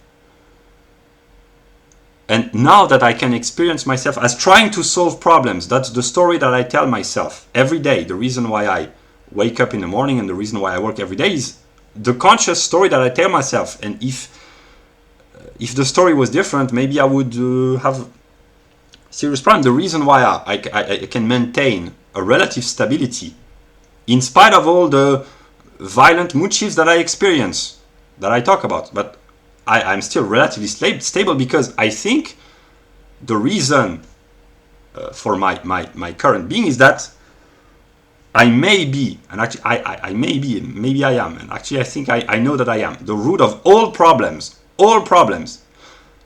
But if you associate this idea with the idea that I just talked about earlier, that actually I may be important, I try to think that I might eventually try to bring solutions and to solve the problems. And I need to cling to that belief that I can solve problems. That the positive and the negative, there is the negative, but it would not exist without the positive. That's an idea that I borrowed from Hegel, but this idea has helped me a lot. Because there have been moments when I thought there is just the negative. And when I think this, I experience ontological despair, and it's not good for me nor for anyone else. And hopefully, I don't know that I have grown intellectually enough to understand what I understand on a theoretical level, namely that if there is negative, there has to be positive. It's logical. Things cannot be just negative. There has to be positive. It's logical. If I wanted to be hopeful, I would say that the fact that if there is negative, there is positive. The reverse is true. If there is positive, there has to be negative. But so these are the kind of questions that I ask myself every day. Is there enough? Is there an equal amount? Here it's a logical determination, a quantitative determination. You can quantify good and evil, or positive and negative, in a sense that when people are depressed, it's negative. In the realm of psychology and emotion, this is experienced as being negative, but it's not evil. What is evil is negative. What is negative is not necessarily evil. Yeah. But if the positive and the negative are united conceptually, maybe this unity is good, because maybe unity is good. So maybe there is more good than balance. If the opposites are balanced, there is as much positive as negative. But if they are united, and if unity is good, there is more good than just a balance. I don't know if it's true, because I have to check, but that's the belief that I hold on to in order to be still relatively stable. The idea that I can bring light to the world. And light is usually associated with positivity, but if you have followed the visit up until now, there are examples of enlightenment which are negative. If you look at the sun for too long, you burn your eyes, because it's so brilliant that it hurts, basically. So everyone likes to be enlightened, but sometimes light is way too brilliant, and you need, if I had to talk as a poet, you need the cool shades of the shadow. Is that it? A little bit of shadow. Like, people understand in a hot summer's day that to be under the shadow of a tree or a forest, it can do some good. That's a poetic way of saying that pure light, then you have really dark things, and no one likes the dark. Except when it's properly balanced with a certain amount of light. These are the kind of stories that I tell myself every day in order not to go completely crazy in a negative sense. So these are the kind of stories that I tell myself. I try to think rationally. And actually, one of the beliefs that I have is that if you think logically, it helps to endure some of the sufferings of existence. On an empirical level, this is what I experience. I will take a very stupid example, but when it rains, no one likes the rain, except bearing the burden of being under the rain. It's okay, there are worse things in life, but now that when it rains, and when I go out, I do not go out every time it rains, but if it does, I go out, and I accept the rain. It's cold, it's wet, it's not very pleasant, but actually I think, and I say, but without the rain, there would be no growth, there would be no plants, and there would be no food, there would be no drink, everything would be a desert. So now I can peacefully accept going out when it rains, because of my logical ideas. So this is what I have been trying to do, to try to stabilize myself and to not to bring more disturbance into the world, as long as I am not capable to at least master and control my own problems. That's what I tell myself. But what was I saying? Yeah, I will keep saying, okay, the video will be maybe 2 hours long, but the reason why I have decided to be me, whatever it means, because I have realized that there is enough darkness in me, whoever I am. There's darkness in me, but maybe there is light also. Actually, I know that there is, because this is what I'm about to say, that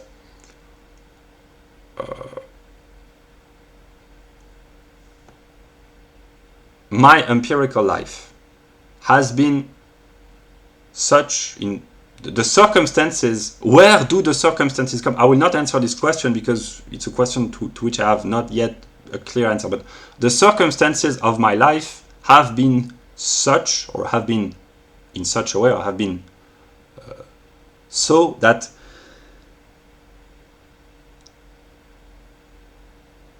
I am not used to talking to people. I have between 2009 and 2019, so for 10 years, I talked maybe to 8 persons, maybe, like and really long conversation, maybe with 5 persons in 10 years.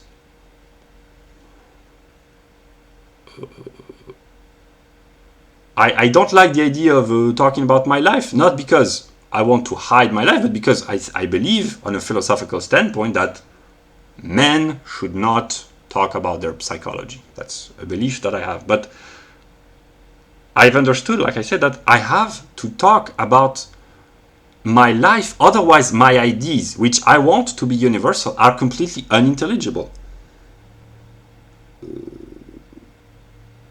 Because it's impossible to understand what I say in my video if you do not understand that I have lived completely isolated almost for 10 years, and that over the course of I came back to ordinary life in 2019, namely to be surrounded by people, to talk with people. For 10 years I had been separated completely, and in 2019, after my accident, the accident of the substance, namely my willingness to hurt myself in order to share my message,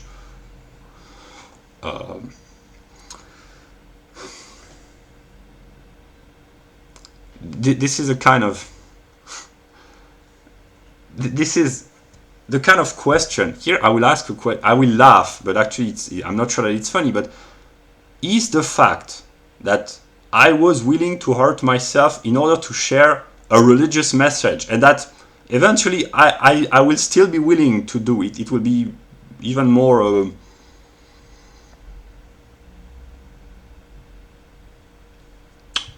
intense, one might say. Is it somehow connected with the story of Christianity? And this is the kind of question that I ask myself. Is the story that is told in the Bible, is it connected to me? On a transcendental level, I know it is, but is it on an empirical level as well? And here I reach level of what I call cosmic misunderstanding, to which I have not yet any answer. But anyway, I will continue. So I understood a couple of weeks ago, and I took the decision. From now on, I will not make a detailed explanation about my life, because if I had to be honest, I believe that my life is completely uninteresting. I mean, I had an ordinary, happy life of the ordinary Westerner until the age 17, and for the past, since 2009, my empirical life, my intellectual life has been very intense and stimulating, for better and for worse, but it has been stimulating. I cannot deny that from an intellectual standpoint, my life hasn't been boring. I can complain about my intellectual life, but it has not been boring. On an intellectual level. Yeah. Here I will be true to my motto. I will share a joke that people will know about. You can say whatever you want against God, but at least he's not boring. There's a lot to say about God, but he's not boring. When people know the truth about God, at some moment, either in time or in metaphysical plane, whatever, some people will say, at least God is not boring. I can assure you of that. You can say whatever you want, but God is not boring. Here I'm in a mood to laugh, but I know, in a sense, I'm completely dumb, but I'm also smart. I know that some of the things that I say, they will come back at me and they will backfire. I know. But if you have to burn yourself, because when it backfires, eventually you burn. I mean, not necessarily literally, but at some level you burn. I would rather be burned by my own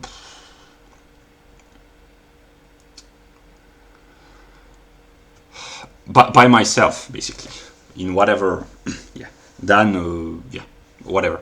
That's very Hegelian, but whatever. What I want to say is that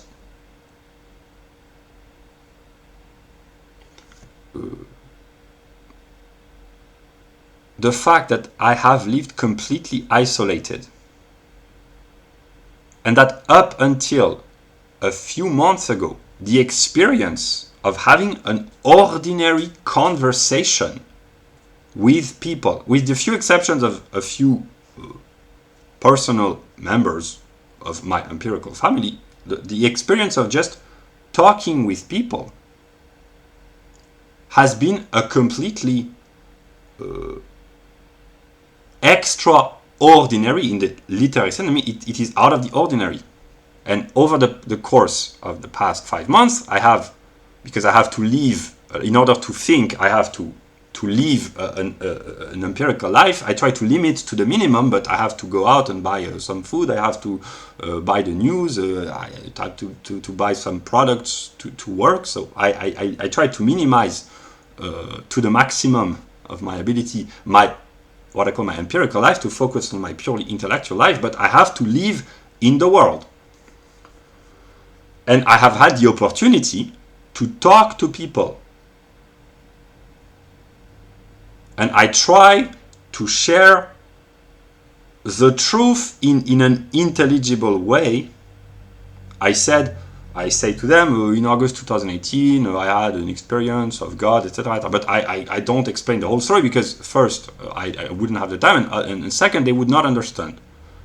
Or, yeah, and that's precisely, okay, it's almost been 2 hours. What I want to say is that up until a few days or 1 week ago, I still genuinely, on a conscious level, I ask myself, but is anyone interested in what I have to say? Because here I will use philosophical categories, because on an empirical level, empiricism in the sense of the scientific method,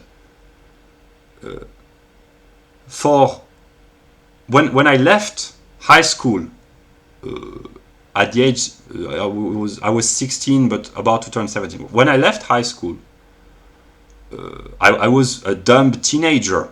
I was stupid. When you are a teenager, I mean, you can be smart, depending, but in the Western world, if you are a teenager, you are an idiot, basically. It's not bad.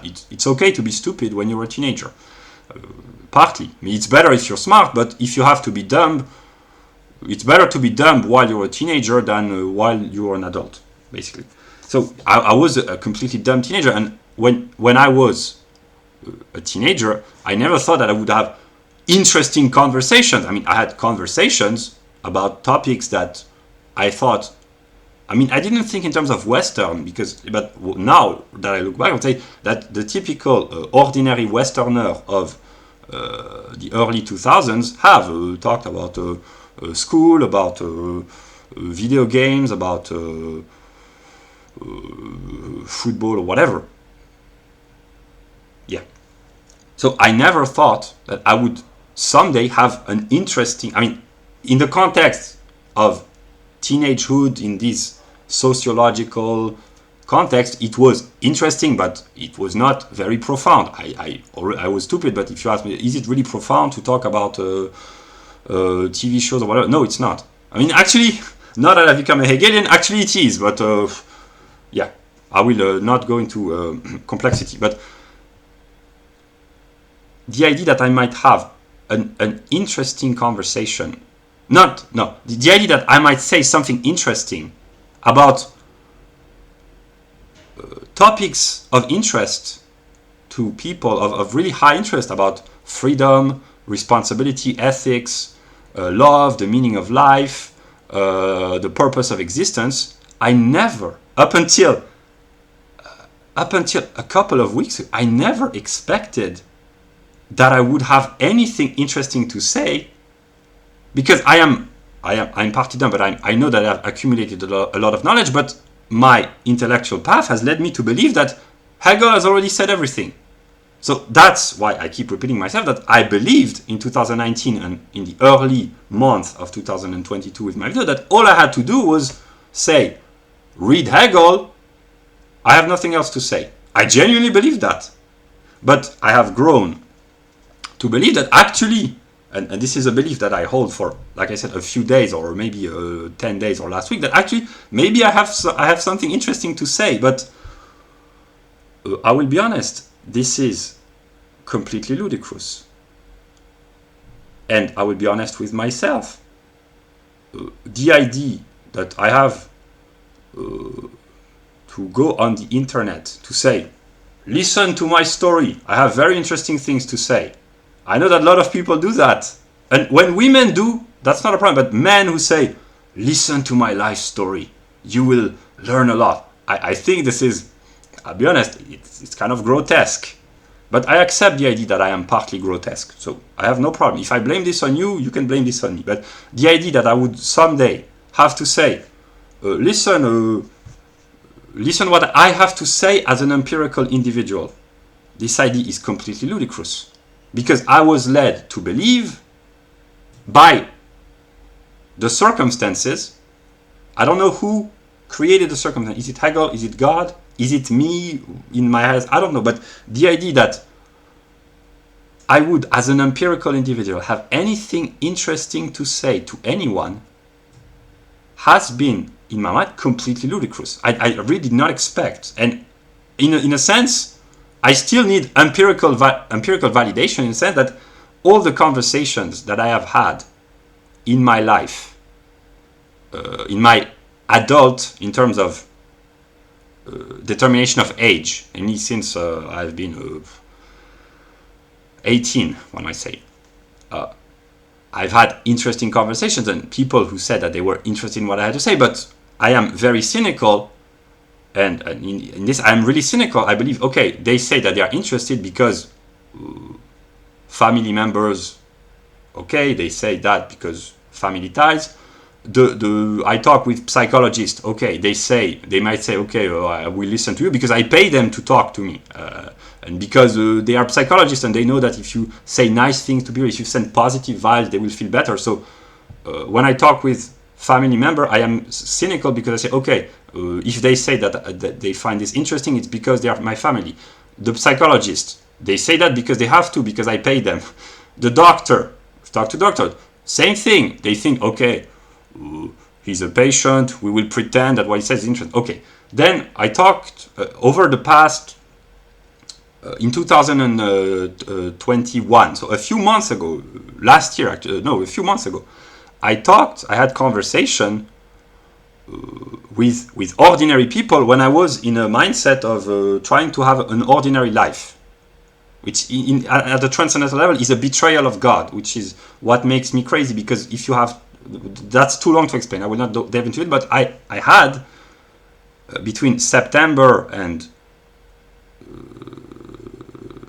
February 2021-22, so before I started making videos, I found myself in a situation where for the first time in more than 12 years, I was in a situation where I could have ordinary conversation with ordinary people.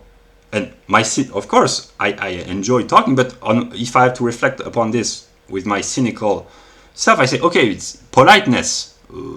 Adults, people who are in their late 20s or early 30s, they want to be decent people, and they do not interrupt me when I talk because they think, okay, let's be polite. That's the basic of politeness. When someone talks, whatever he says, you try to pretend that you are interested. But that's my cynical self.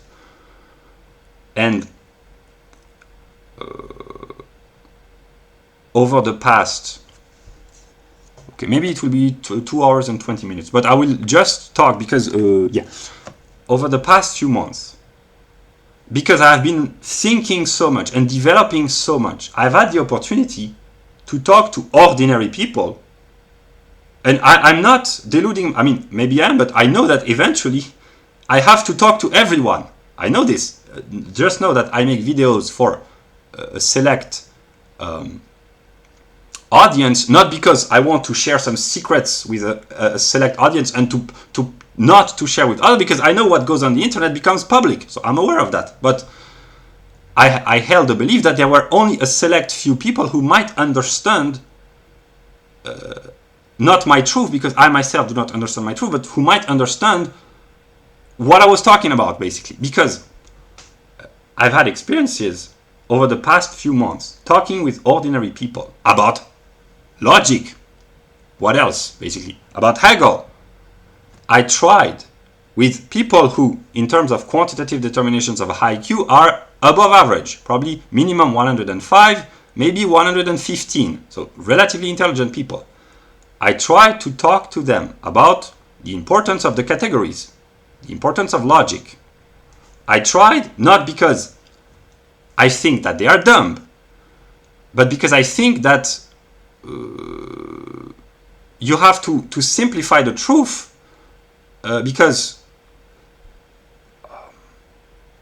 maybe a part of me, an arrogant part, maybe think that they are dumb, but the smart part in me knows that if everyone around you is stupid, you are stupid yourself.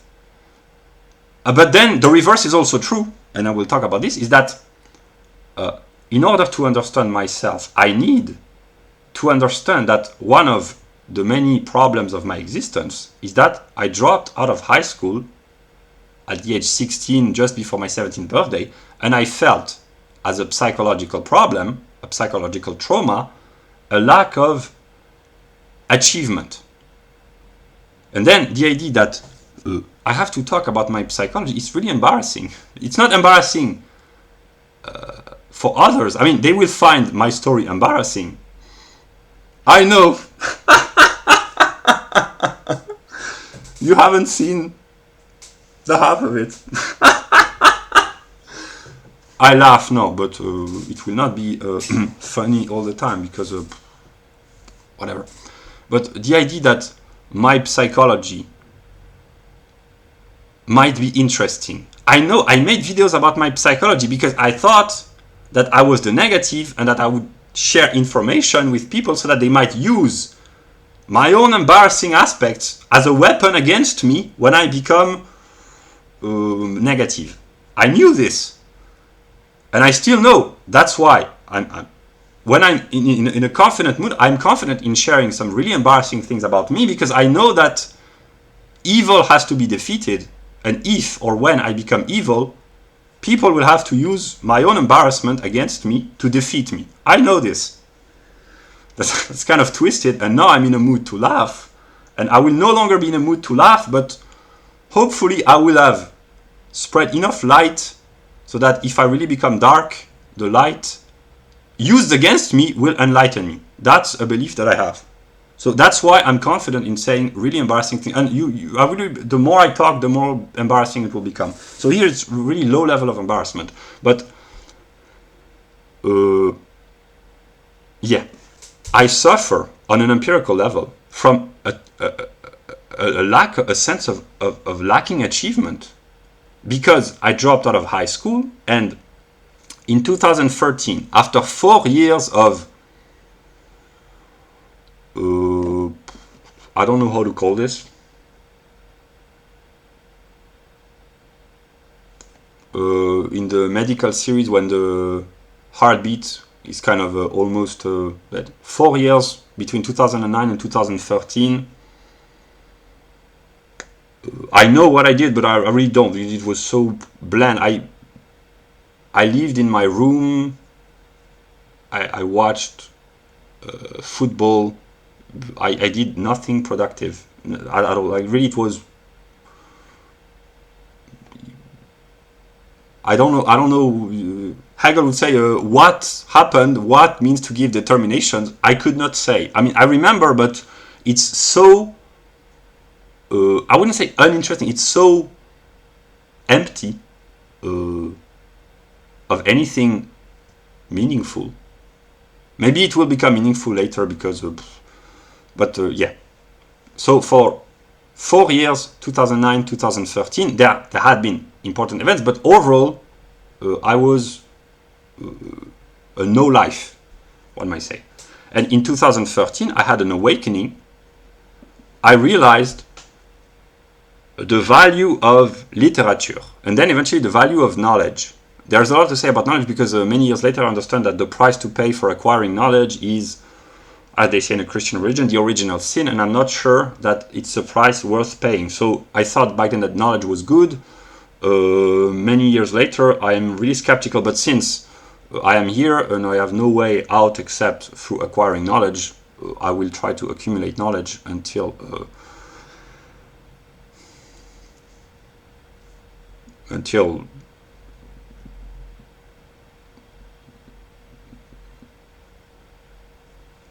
yeah. But yeah, I started to believe that knowledge would be good, and I tried to compensate, and here there's probably psychological, psychoanalytical process at work. I can only guess, but I would not be surprised that I tried to accumulate knowledge because I felt deprived and I felt genuinely stupid. And here I will talk about my empirical psychology because as of now I can speak in a relatively stable manner. The way I function, the way I understand that I function, maybe it's even more complicated or even more simple, but the knowledge that I have about my empirical psyche. And if you have followed the video up until now, you know that I hold the belief that whoever I am important. Maybe I'm deluding myself, but it wouldn't be the first time. So, my psychology, the way I function, I cling to a belief. I'm not sure that it's right or wrong, but I cling to a belief and I follow the belief logically, not consciously. I mean, now I'm doing that by studying logic every day, but that's how I have functioned throughout my life. I hold to an idea in the ordinary sense and I go to the full logical conclusion. And then I stumble upon an obstacle, which often makes me question, but was my assumption, my starting assumption, was it the correct one? I have been logically consistent, but I'm not sure that the premise was correct. And here it's a determination of syllogism and judgment, namely that's a hypothetical judgment. If then, if so is true, then so and so is true, or I have to do that. But it's not, that's the form of logic, namely that's the hypothetical judgment. You say, if this is true, then that is true. But the correlation, the connection, the relationship between the if and the then is always true. But the if, you are not sure. So if you are wrong with the premise, and it's also true in syllogism, a formal syllogism, if the premises are true, the conclusion is necessarily true. But there's an if, and a big if. You have to check that the premises are true. So I began with the premise in 2013, after 4 years of smog. I was in the smog. That everyone who had not dropped out of a high school had went to university or college and got a degree and became super smart. That's not how I consciously, but basically if I had to unfold what I thought, basically I believe that everyone who had not dropped out of high school was smarter than me.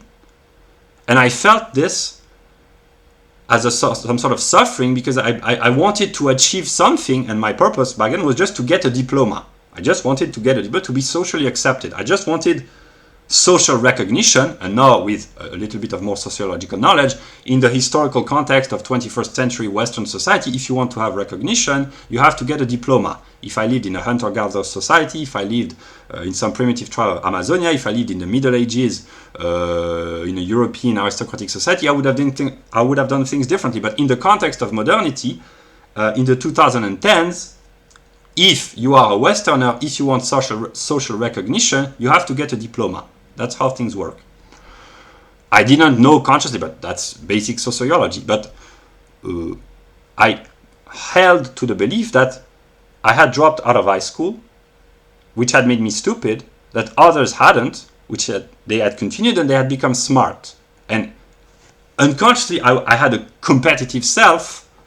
I did not think about this, but actually that's how it functions. And I wanted just to be socially accepted. That's what my long-term plan, to get a diploma, to eventually come back into society and to say, I belong, to society. But then I had problems, physiological problems, skin problems, which made me that I never came back into society. So between 2013 and 2019, for 6 years, I accumulated knowledge without sharing my knowledge with anyone, not because I thought I possessed some sort of treasure and that I should not share, but because I was not aware that all the things that I had were valuable, except in 2018 when I had my God experience, and then I really thought I have to share my knowledge, which brought about the events of 2019, etc., whatever. So for 6 years, I accumulated knowledge without sharing with the external world, because I never thought that I had anything interesting to say. In 2019, I shared my knowledge, and my channel was, in a quantitative term, was not a mediocre success. It was a complete failure. For between June and December, I think for 6 months, I made videos, not as many as I do now, but I made more than a few dozens video, and I did not arouse any kind of interest. So that's why I concluded at the end. I mean, that's one of the unconscious reasons why I concluded at the end of 2019 that actually I had deluded myself, because I had built a complete delirium and that I was completely off the point. Then 2020, 2021, this is what I said earlier, I came back into ordinary life with being relatively surrounded by ordinary people. I kept, in a way, accumulating knowledge, although I eased the intensity because I started to have hobbies, but I still read, not as fanatically as I do now, but I still read books almost every day or every week. So I kept accumulating knowledge, and I had very few conversations. But then again, that's the empirical aspect, namely I had never any validation from experience that what I had to say was interesting. So in a way, I'm very critical of empiricism because I read Hegel, but actually the empiricists, they are partly true. Because I think like them in a way, like if my theory have no empirical validation, I abandon my theory. That's what the Anglo-Saxon would call common sense. What a German metaphysician would call a delusion. But I'm partly German, partly Anglo-Saxon in my mind, but whatever. So 2020, 2021, that's what I had a few conversations, but then again, I am kind of cynical because if I had to be negative, say because I am inherently cynical, and if I had to be more positive, I say because I lack self-confidence in a way. I know men shouldn't say that. Women don't like when men say I lack confidence, but my motto is there are more embarrassing things than saying that just you lack confidence. So in a way, I do not trust myself because I never had any validation from experimental data, as an Anglo-Saxon scientist would say. So I kept going through life, accumulating knowledge, without thinking that it might interest anyone at any time. Because in my view, if you have a diploma, you are smart, and if you don't, it's not that it doesn't mean that you are dumb, because there are people with no diploma who are very skilled, the craftsmen, etc. But if you are in the competitive game, I never envisioned this as a competitive game, but actually that's what it is. It's sociobiology, mammals struggling with one another to access social status. That's how it functions. But I never expected. What I mean is that if you are in the competitive game, you have to have a status. And in my view, unconsciously, I thought, I have no diploma. There are people who have PhDs, who work in universities, who spend their life studying a topic. They have a formal training. They have a higher IQ. The idea that I might have anything interesting to say because of my prejudices, namely that you have to have a diploma, and also you have to know what you're talking about, and my knowledge consisted in asking myself questions. So why would you share a truth that you do not yourself understand? But that's another problem. And because of the lack of empirical validation, etc., etc. And now, again, I have to talk about my psychology. I made an IQ test, September 2021, so almost a year ago. And I realized that I had an IQ of 131. It can be more or less. I know that the IQ in France has dropped for reasons that we will discuss later, but I am aware of the reasons. So I'm still very skeptical, but actually, if I had to be honest, I would say, okay, it's very high. I did not expect that I would be really intelligent.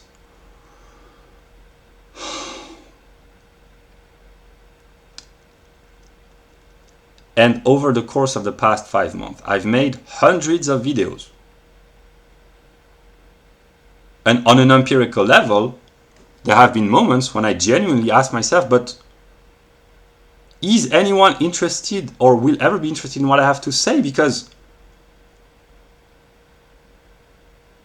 I made videos, like I said, that I thought consciously, they are really good videos given the circumstances, my limitations.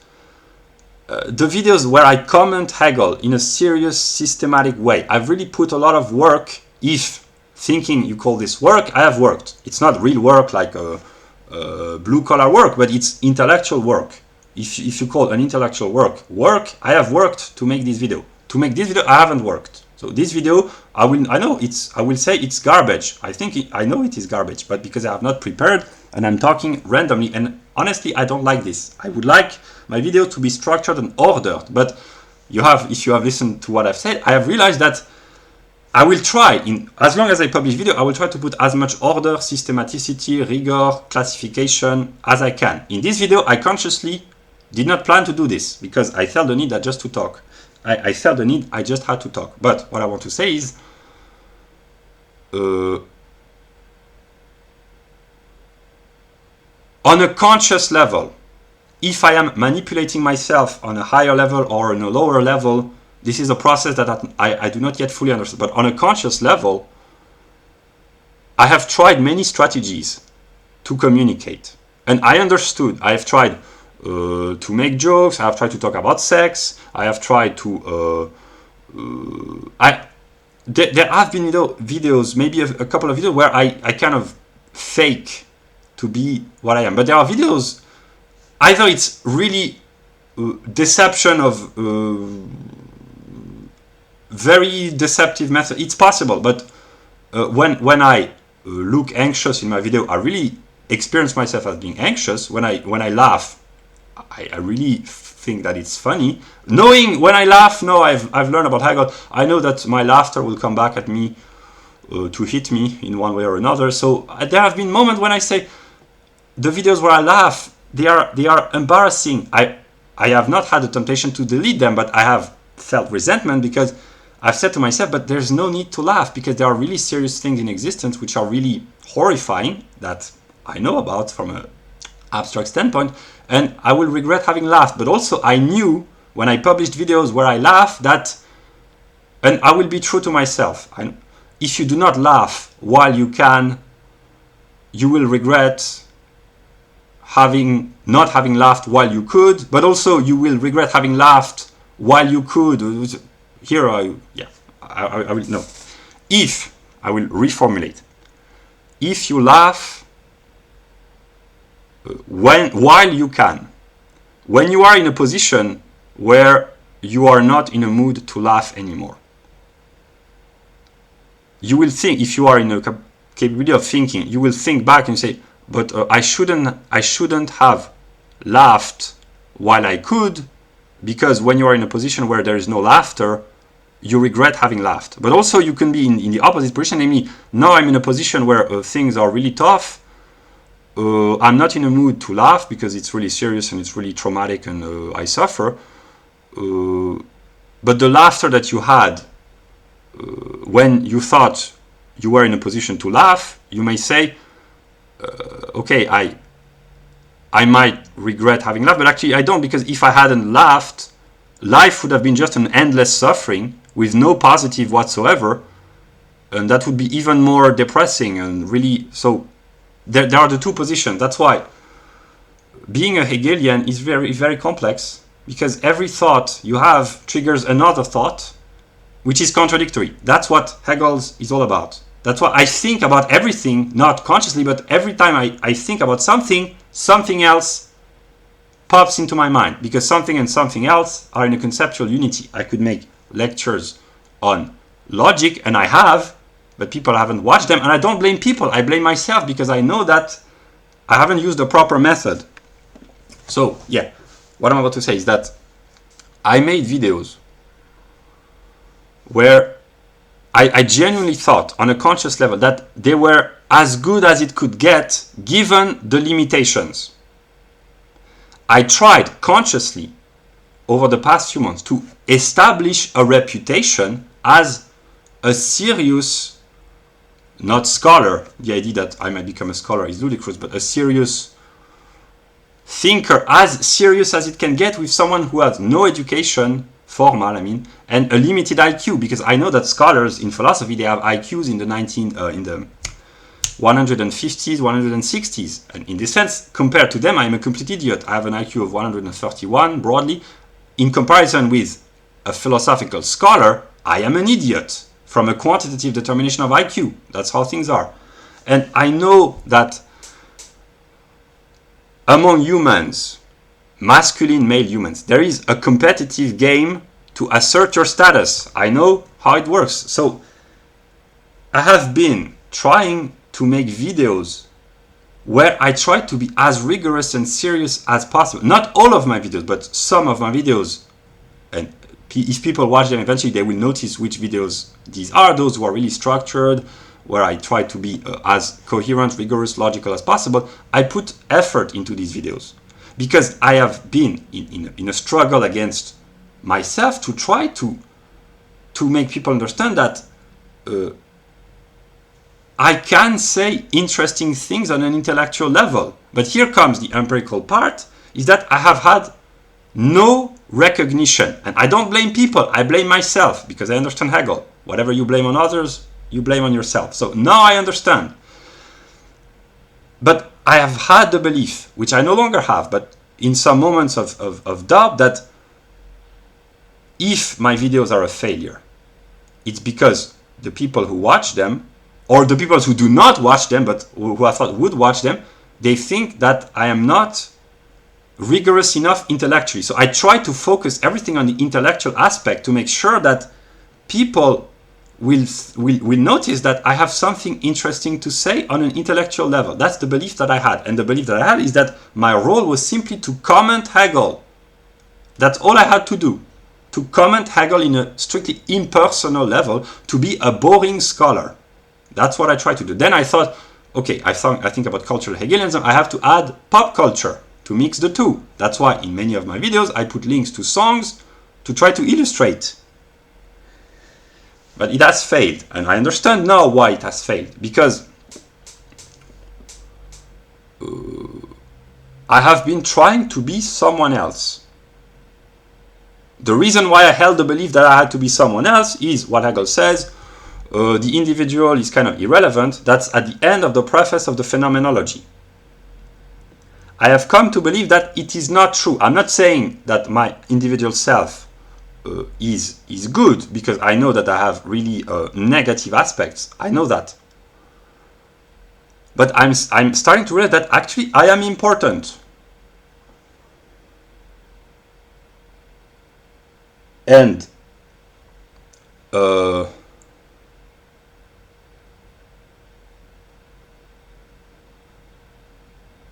empirical conversations that I have had with people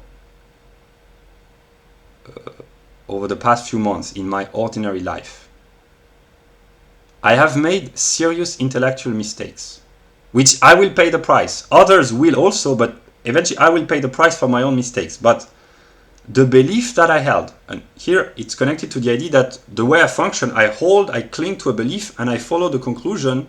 I follow logically. I mean, not consciously. No, I'm doing this consciously because I have been studying logic for the past 4 years of my life. But unconsciously I cling to a belief. I never check if the premise is true, but I follow to the logical conclusion. The belief that I have held at some moments over the past few months, it has varied, but overall is that my videos were not intellectually satisfying enough and that I had to be more rigorous. Because I thought that people who watch my video think that I'm an idiot. I have partly thought this. But now, here's where the transcendental self and the ordinary self connect. When I have conversations with ordinary people, I tried to talk to ordinary people about the importance of categories.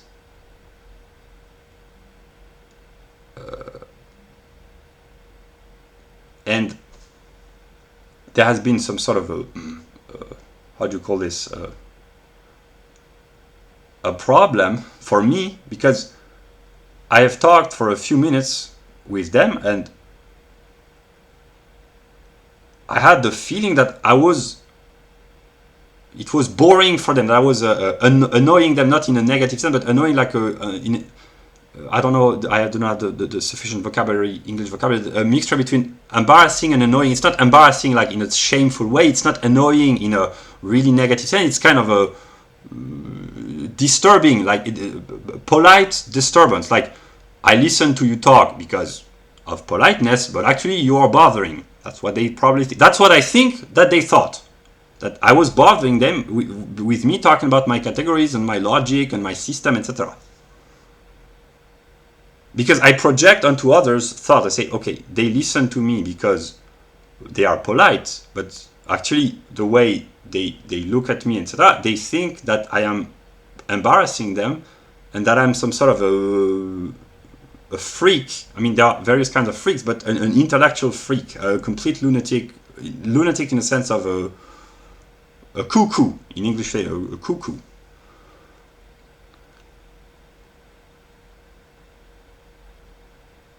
And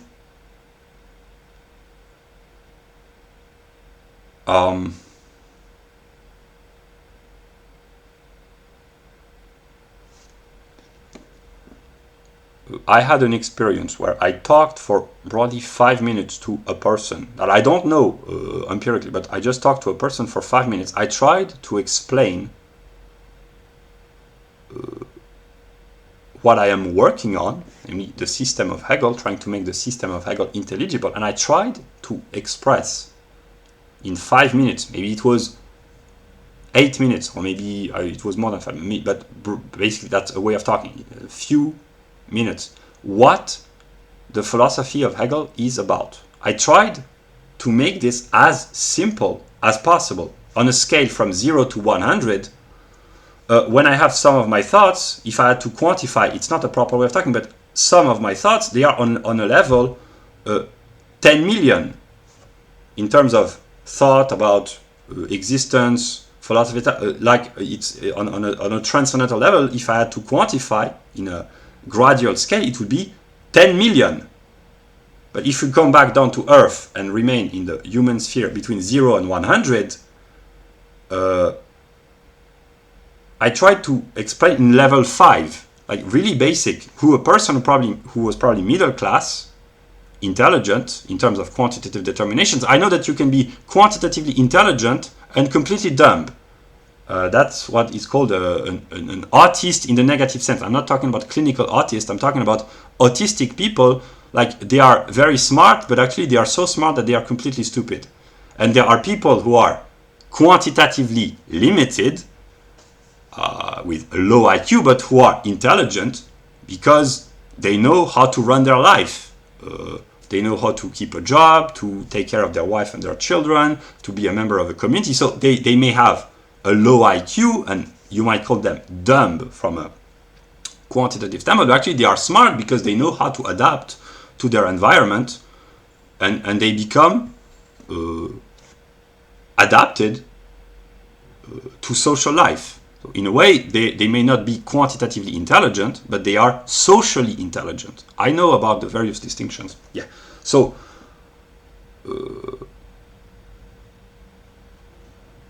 yeah. I talked for 5 minutes on a level 5 to try not to uselessly dumb down what I had to say, but simply to try to talk. If I had to talk about Hegel's system in 5 minutes, here I will talk in 20 seconds.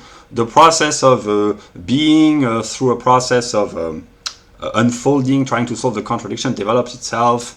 It brings forth the logic. The logic manifests itself through nature. Nature is structured in physics, chemistry, biology. Then there's the realm of mind, psychology, objective spirit, which is laws and human institutions, and absolute spirit, which is art. That's Hegel in 20 seconds.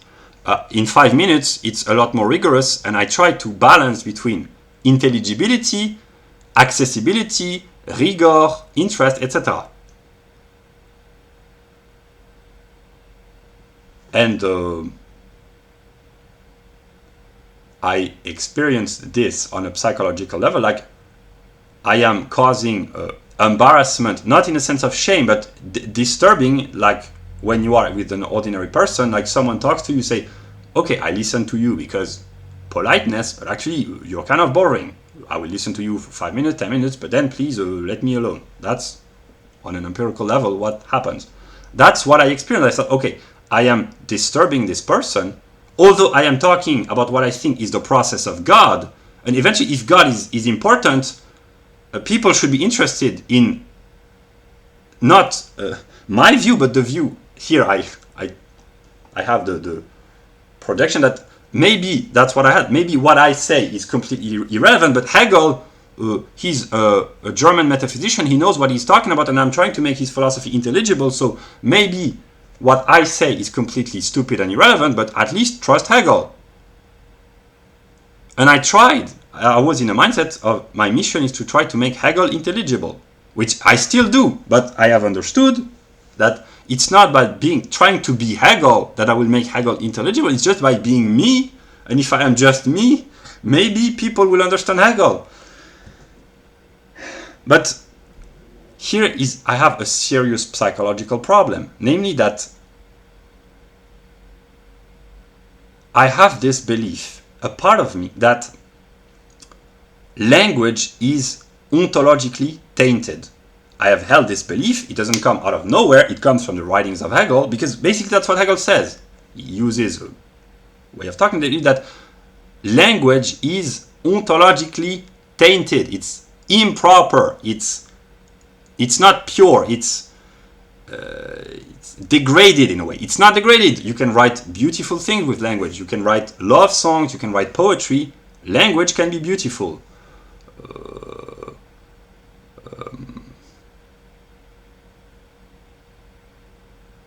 Eminem says words are great, but they can degrade. So it's ambiguous. You can say very nice things and very hurtful things with language. But whatever you say, I have had, and a part of me still do that.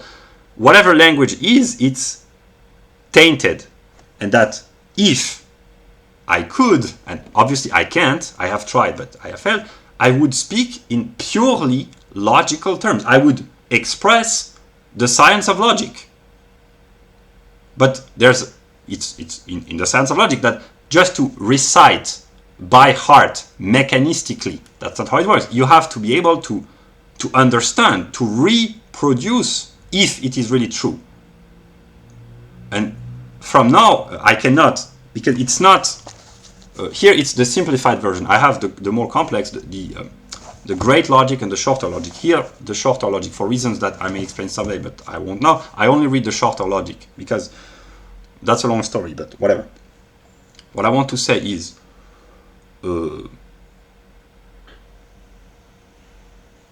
I'm not saying that every word is holy, like some Christians, literalist Christians think that every word of the Bible is holy, and some fundamentalist Muslims believe that every word of the Quran is rigorously, etc., etc.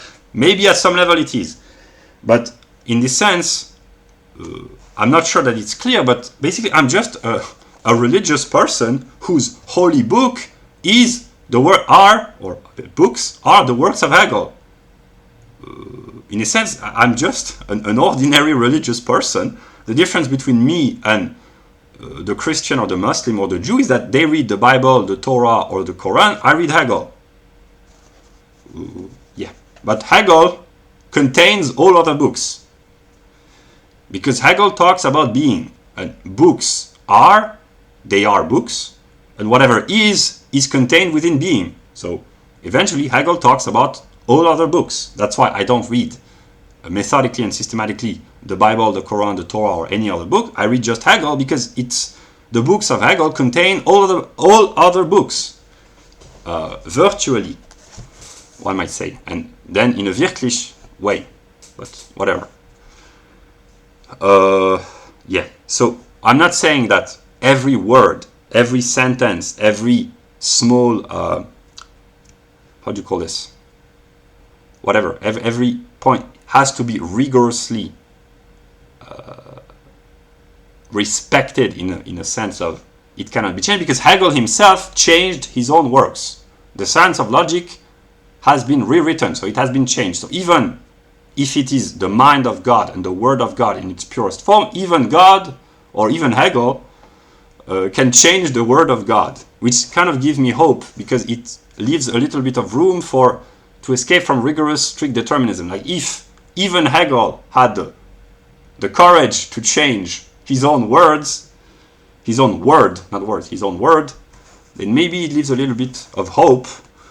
Not that the negative moments can be avoided, but at least there is a relative margin for freedom, for spontaneity. Maybe that's one of the belief, a hope. Maybe it will be broken, but yeah, I say to myself, if even Hegel changed the logic of the science of logic, so here is where I enter a kind of a schizophrenic mind, because in my mind there is Hegel and there is God, and sometimes there is me in my highest self.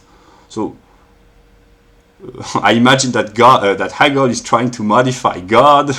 I wonder what God would think about such an attempt.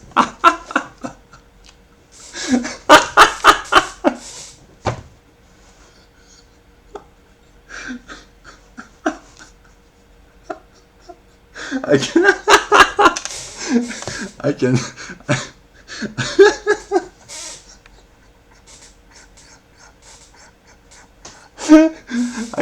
I can imagine a dialogue between God, like the real God, and Hegel, the German philosopher, and Hegel saying to God, excuse me, I'm not satisfied with your mind, the beginning of the science of it. I will change a few parts. And God would say, are you sure of what you're doing? And Hegel would probably reply, I'm a German metaphysician, trust me.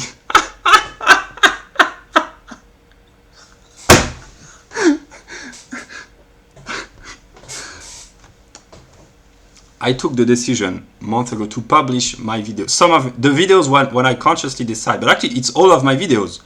There are very few, I suppress very few passages, but there are two kinds of videos. Those that I plan with a rigorous structure, I take notes, I anticipate the structure, and those that I just speak normally. And I said to myself already a few months ago that the videos where I speak normally, if I have outbursts of insanity, I will publish them no matter what. It will come back at me at some moment. I will not, when it does, I may not recognize my own,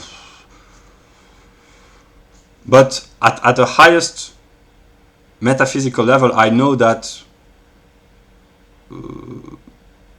if you take a decision, if you are in accordance with yourself, namely that if you say, I will speak the truth, even if it's really embarrassing, because there are things more embarrassing than just laughing in a video about Hegel and God.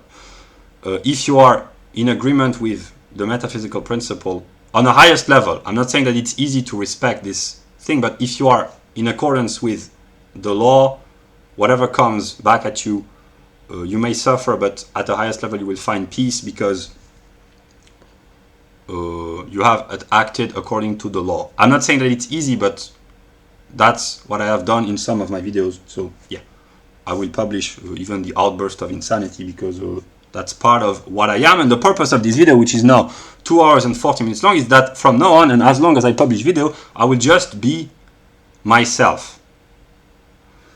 And what I have said in some of my videos is that I have experienced and still do outbursts of what I call violent mood shifts in my everyday life, where most of my life, 20 over the past few weeks, it's been 22 hours a day. I go out for about 2 hours on average to buy stuff, but 22 hours a day I live in my small apartment, just confronted by my own thoughts, the thoughts of Hegel, my books, and sometimes the news, and it's enough to make me have violent mood shift, just my own thoughts, not being confronted by the external world, in a sense. I mean, I am, but you know what I mean, whatever. So I have decided from now on and until I do not publish video any longer, as long as I publish video, from now on I will just be me. So yeah, I will try to, because being me implies the fact that I am trying to imitate Hegel, not I mean, maybe it's a teenage delusion. Like, I have thought about this. Like, I suffer from a stupid psychological problem, namely teenagers try to imitate their hero, and I'm just suffer from dumb teenage psychology. I just want to imitate my hero. Some people they worship I don't know, LeBron James, or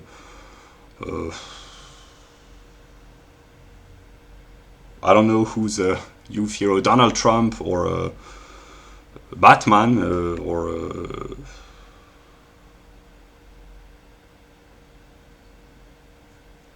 I don't know who. For me, it's Hegel. So I understand that, because I think a lot about myself, that I have suffered from this infantile, how do you call this in English, the will of a teenager to imitate a hero. My hero just happens to be Hegel. But now that I have grown, because that's connected with what I said earlier, you grow in intelligence, eventually you become wiser, at least on a transcendental level. I will stop trying to, I will try to stop imitate Hegel just because of some teenage stupidity, but I will nonetheless try to imitate, not Hegel, but to imitate intellectual rigor and order and coherence and structure and the demands of being just talking seriously, namely whether or not I consciously try to imitate Hegel. I will, because whatever you say against Hegel, at least he's coherent and rigorous, and I know it's not I know that in order to speak the truth, you have to be rigorous, coherent, systematic, organized. You have to. I have to. So I will, one way or another, I will try to imitate Hegel, but I will try to replace the psychological aspect of just a teenage. When you are a teenager, that's not a problem. It can be, but it's okay. But when you're an adult, if you still behave like a teenager, that's a problem. That's my problem. But whatever. So, yeah, I will keep trying to imitate Hegel, but not as a fan, but as the requirements of just being rigorous intellectually. Yeah, so what was I saying? Yeah, that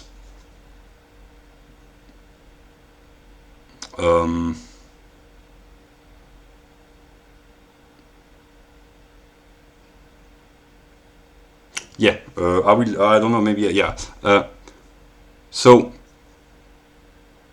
empirically, I have been talking to people over the past few months.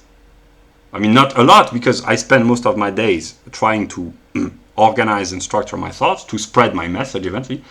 But if my beliefs are constantly invalidated, they are not verified, the experience contradicts the belief. I will not give up on my belief anymore, because I made this mistake at the end of 2019, and I will not make the mistake again, because I can't and I don't want to. But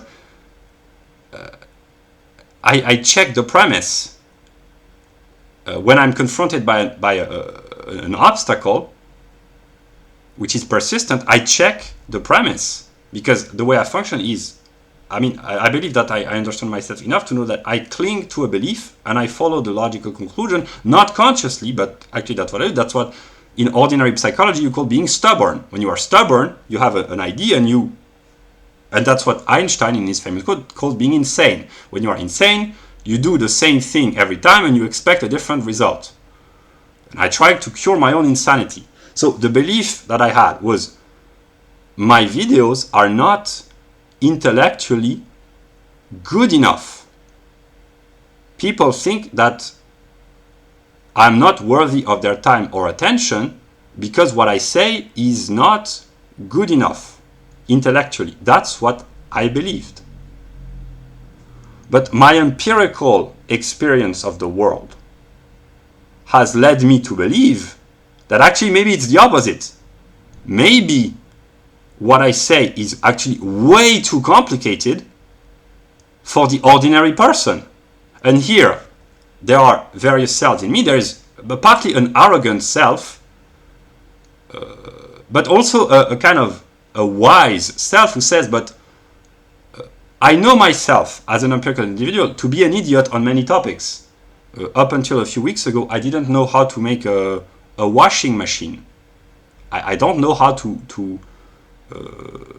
on the practical aspects of life, I'm a complete idiot. I really am.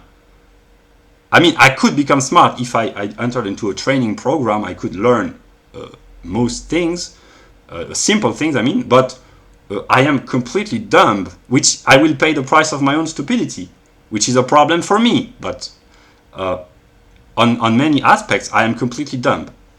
So I in a way, I can sometimes I overestimate myself, but also I underestimate myself, and sometimes I'm clear-minded about myself. But I have realized a few weeks ago, maybe, that actually maybe what I'm trying to express is actually way too complicated. And I have done videos in which I try to illustrate with ordinary examples. The videos about food and cigarettes, for instance. They haven't worked either. Now I understand why. Because I have to go really to the basics. Because I have lived between 2009 and 2021, basically. I would not go into the full details, but whatever, let's say for more than 10 years, lived in a library, whether a literal library or not literal, but in a room where almost only books and computers, for more than 10 years maybe, doing nothing but watch videos, read books, think, study all day, except the ordinary requirements of life. But that's what I have done. And if that's a syllogism, if I am important, for whoever or whatever if I am important, people have to understand me in a way, and I have to explain why I am the way I am, whoever or whatever I am. An individual with an IQ of 131, trapped willingly, in a way. On the highest level, it's willingly. So I cannot blame anyone, but willingly trapped in a library, that's a way of talking, in a room filled with books, for basically 10 years, who accumulates knowledge, who holds the belief that I believe that I am dumb, so I have to read more to make sure that I become smart. And the more I learn, the more I discover that there are many things that I don't know, so it keeps reinforcing the belief that I am dumb.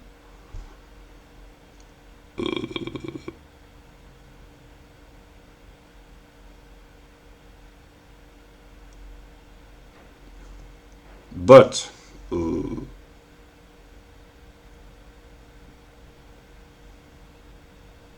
if I had to be honest, I know that the ordinary people, they are not dumb because they experience ordinary life. And in order to live an ordinary life, even in a society where everything is very simplified because of the bureaucracy. I mean, the bureaucracy can complex everything, but usually in a Western society, it's relatively easy because there is all the prosperity of, let's say, of modern life. So it's relatively easy. It's not easy for everyone. I have to nuance, I know that, but overall it's relatively easy.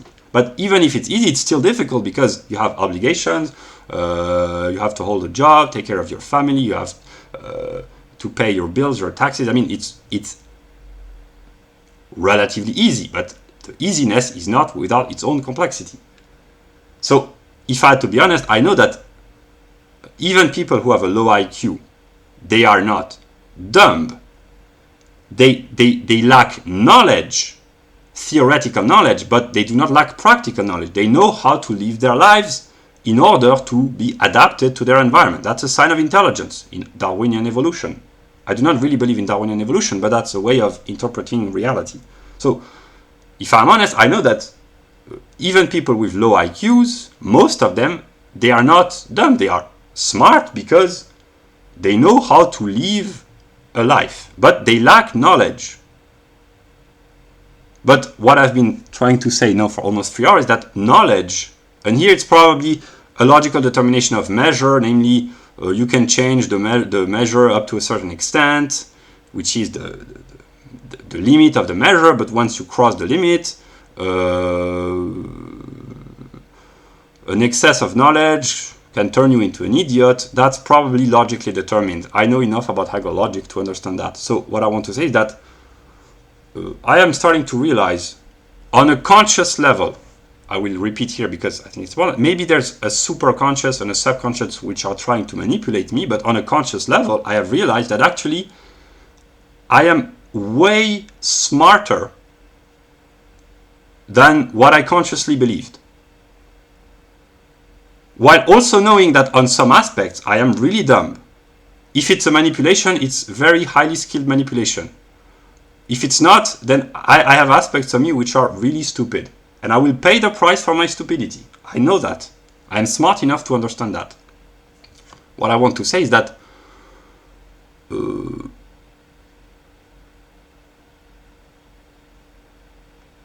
here I will talk as seriously as I can. Over the past 5 months, I have grown so much intellectually. I have discovered so many, let us use the word aspect, dark aspects about myself, but also amazing aspects about what I call God. And if I had to be honest with me and with God, and you cannot not be honest with God. I said this in some videos and I will keep saying this. The vision that I sometimes have of God is so amazing. It's so amazing. But here I will talk to God because I know that He knows what I think. I am amazed by some aspects of it. Really amazed. It's absolutely amazing. But I suffer because if the amazement, the good aspects of God, not the good, the absolutely wonderful aspects of God, if it's just me in some moments in my apartment when I understand some of things Hegel say or when I stumble upon some videos, but if it's just me being amazed at an entity which I do not fully understand, if I cannot share this amazement, I will have enjoyed, but it's not really enjoyable because what's the point? What's the point? If God is amazing,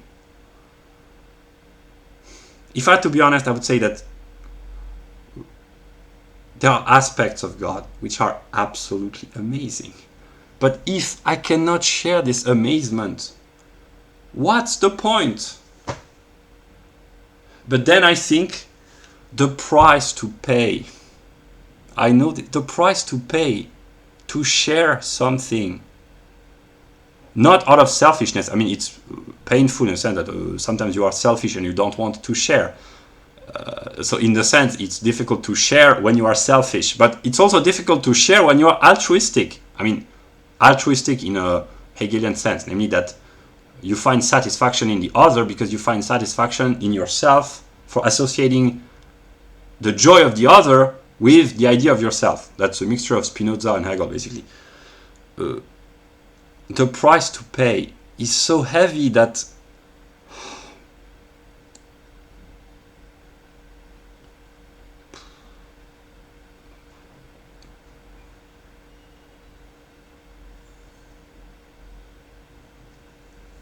whatever. What I want to say is that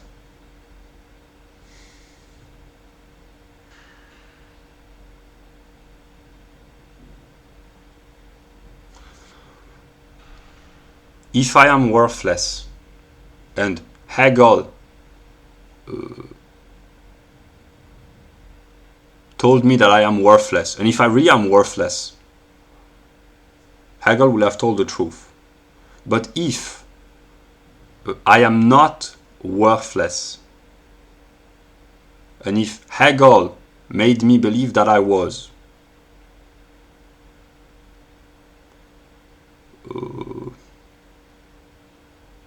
I will be bitter, because I will have wasted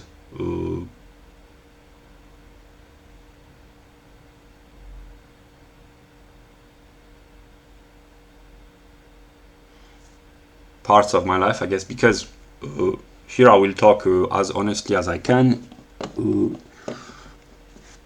I have been, and I still am, paralyzed by the knowledge that from a philosophical standpoint, I am what Hegel calls the negative. I know this, but I don't know what this means. I know that I have to suffer. I know that I am the cause of suffering for others. I know this from an abstract standpoint. I know that I will have to experience this. But other than that, I don't know what this means, in the sense that I am paralyzed. Because a part of me would like to be good. And I know that it's not enough to have the intention of being good. You have to actually do good action. I know that. I've read Hegel. But more seriously, I mean, it's serious, but seriously, I want, whatever I am, I would like to do good. Not because, oh, I love everyone. No, because I can only feel good about myself. And eventually, I want to feel good about myself. If I associate the idea that I can cause joy or happiness to others, that they can associate the feeling of being joyful innocently, because I have a kind of twisted mind, but an innocent joy, with the idea that I might have been causing a joy in them. If I can't do that, even if even if I am God, then my existence will have been a waste. And this is something that I don't yet understand. So I am tormented. I think about this every day. I am tormented between the will to do good and the fear of being called a hypocrite if I say I want to do good, and if I try to do good and it turns out bad, people will say you are a manipulator, you are a hypocrite. And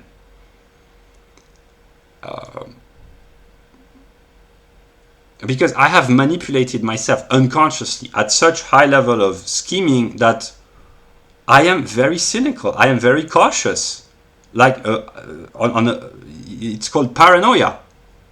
And I will probably end the video soon. Maybe last week, I think I had a moment, an outburst of paranoia, which is rationally explainable. But simply, I reached a moment when I say, okay, I'm sick of the scheming and the manipulation that I inflict upon myself unconsciously. And I said to myself, I know if I am really a schemer, and at some level I am, I don't want to unconsciously manipulate myself and hurt myself unconsciously. I want to stop my own negativity, so to speak. And since I had this revelation, I had other revelations. The previous video that I just posted about what I call my truth, I had the revelations about the really dark aspects of myself. But once you understand yourself, it's the first step towards accepting the dark aspects about yourself. So that's a step towards healing and I cannot heal others, and eventually I can only heal myself by healing others, but I can only heal others by healing myself. But then when I say this, I think, but who am I? Because I cannot imagine a God who need to be healed or cured, because I still have the view of God as being the sky father who is peacefully playing chess in the sky or drinking tea. I don't know what he does, but I don't drink tea and I don't play chess. But whatever, I still have the view that there is a God, a sky father in the sky who is peaceful and who cannot be disturbed. But all the experiences that I have had about what I call God, I've also, not all of them, but some of them, I've associated them with being ontologically restless, to speak.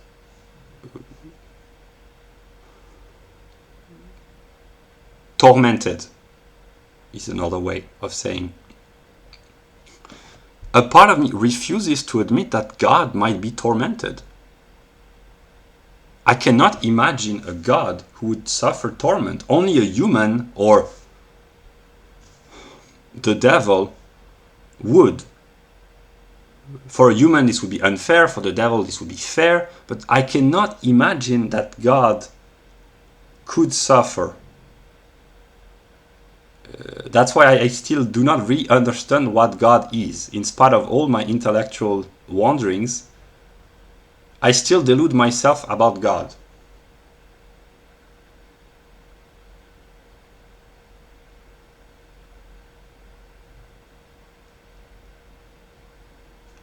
But yeah, what I wanted to say is that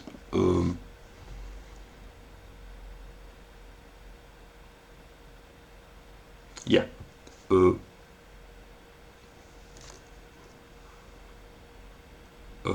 I started the video. I wanted to talk to Apollonian Germ. Yeah, I'm not sure that he's gonna watch 3 hours, but yeah, that's. Yeah, I will just say, okay, about Apollonian Germ.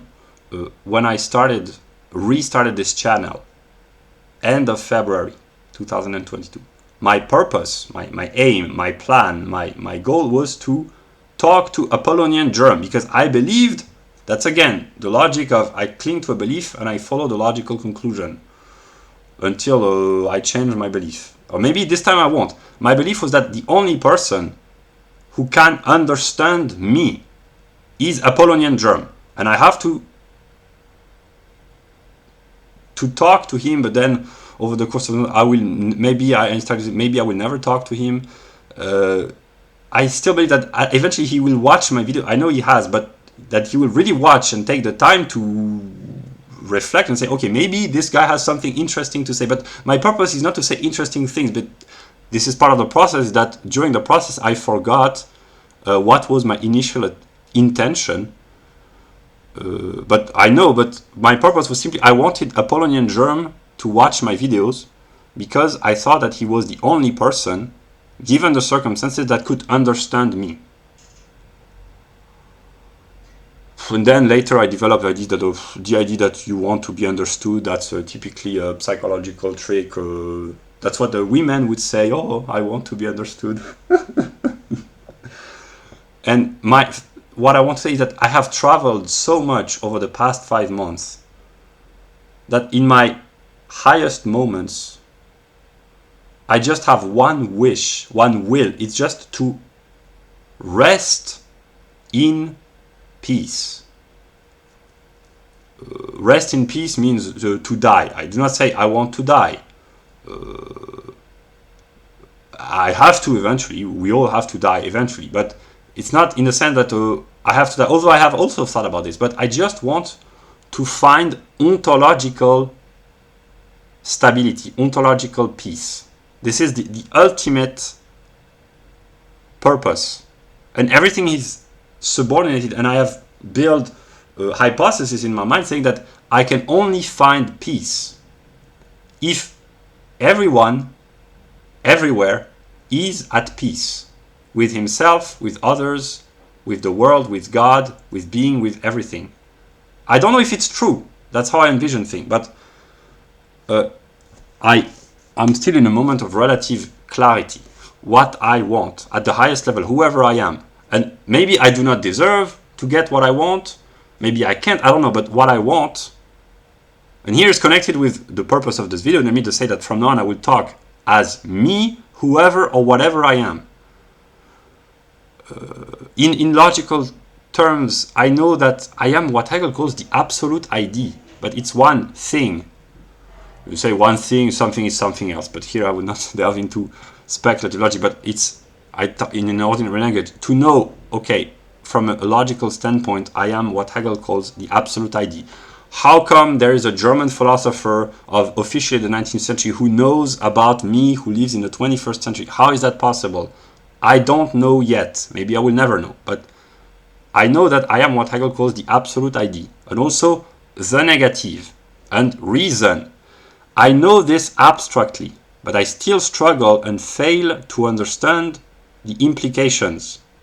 And it's an everyday struggle. And I learn more every day. And here I will say what I said in the beginning, the more smarter I become, the more stupid I feel, because when you look back on your life, whoever you are, that's what I do. When I look back on my life with more knowledge and more intelligence than I previously possessed, I see nothing but errors and mistakes, stupid things that I said or did or didn't say or do or did or didn't do, whatever. I see only errors and failures. And here, I try to turn my resentment into bitterness. It's not pleasant to be bitter, but it's even more unpleasant to be resentful. And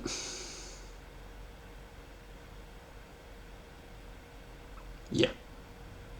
So, what I want to say is that I will, that's my plan. I could say that most of the plans that I have elaborated consciously have failed to be consciously implemented. So I keep making plans, but then I abandon my plans because I think, okay, I find a new plan which seems to be better intellectually, or sometimes it's better morally. Sometimes what is good intellectually is morally wrong. So then I try to choose the moral aspect. So I give up the intellectual aspect, which has been doing in this video. I have sacrificed the intellectual aspect to focus on, well, I would not say it's a moral, but in the idea that I have to share my current truths. There are various levels of truth. Hegel would say the truth is the whole, the totality. That's the real truth, the totality. But the totality becoming conscious of itself for the process of its own development. That would be Hegel's philosophy in 7 seconds. But my current truth in the ordinary sense is that from now on and until I stop publishing video, as long as I can publish video, as long as I can talk publicly, and then eventually the public will become the private, and there comes a moment when I will simply enter the truth mode and I will speak the truth until whatever end. But now I have just taken the conscious decision that as long as I publish videos and as long as I can talk publicly, I will just be me. Because all my intellectual experiences have led me to believe that if I try to be just a commentator of Hegel, but actually that's what I am, basically, because Hegel has already written everything. But if I try to be a scholar, I will not succeed, because empiricism comes to the rescue, maybe. If I wanted to make a joke, I would say, I did not expect that I would be saved by Anglo-Saxon empiricism. This is the kind of jokes that I make. But I know that at this point, I don't know if I care or if I don't, but this is a kind of joke that actually I know only a PhD in philosophy can find remotely funny. If I start to make jokes about German metaphysics and Anglo-Saxon empiricism to the ordinary person, he will not find this funny, because the ordinary person does not understand. It's not because they are dumb, it's because they lack the knowledge. And the entire purpose of this video has been to say that an excess of knowledge can turn you into an idiot. So sometimes being dumb from a quantitative standpoint, what we call having a low IQ, is actually good. You can be very smart. I know this from experience because I have talked with people who would be considered with a low IQ because they have a low IQ, but they are actually kind of wise. So wisdom and quantitative intelligence, maybe there's an inverted relationship. Like if you are really smart, you have to become wise at some moment, and if you are really low IQ, you have to become wise as well. That's the unity of opposites. Maybe that's a hypothesis. I don't know. But my empirical experience, the empirical data that I have gathered, have convinced me of this hypothesis, that it might be true. That yeah, I will not go into detail. Maybe I will someday, but that's not the moment. But yeah.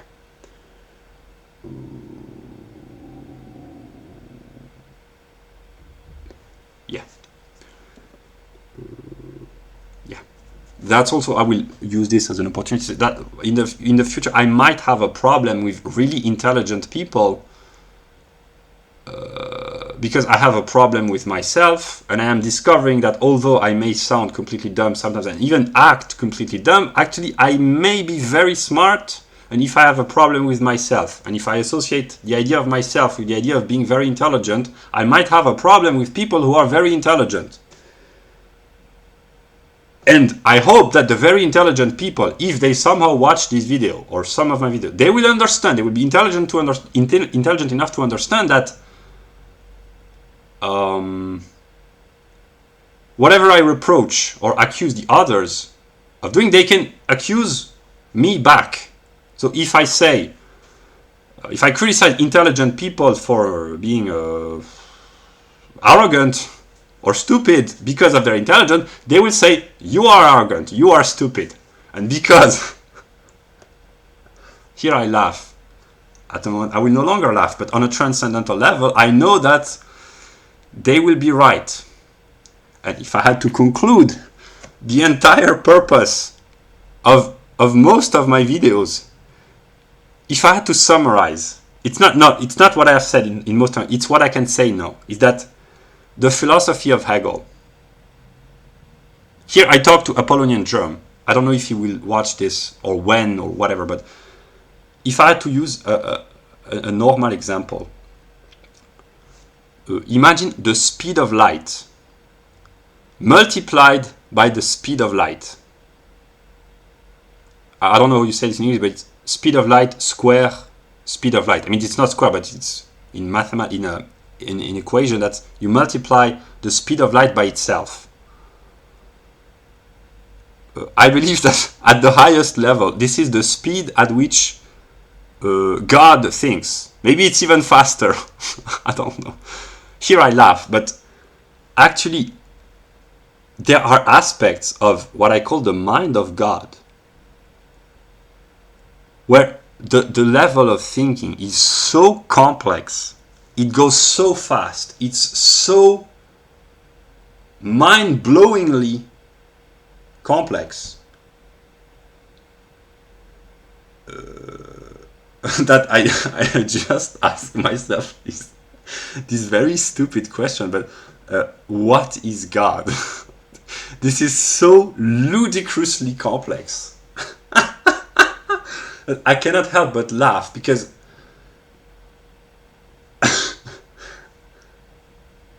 this is so complex that now I'm in a mood to find this funny, but when I experience torment and despair and trauma, I say, but this is so complex, and what is God? The formal definition is the totality of being becoming conscious of itself through a process of reciprocal determination, whatever. But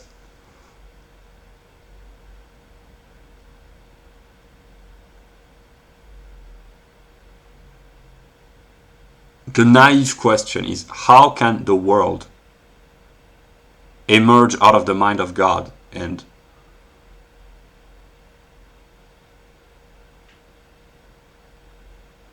be so intellectually complex? But at the root level, once there's a very simple truth, is that try to do good and try not to be bad.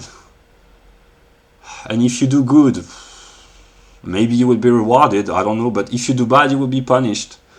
Why use an infinite amount of intelligence to basically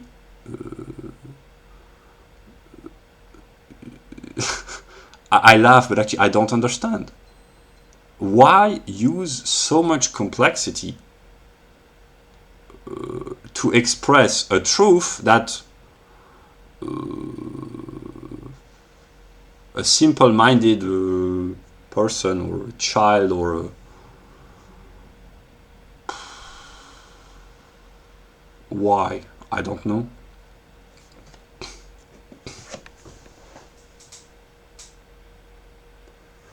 The truth. Everyone knows the truth. One should not judge others. One should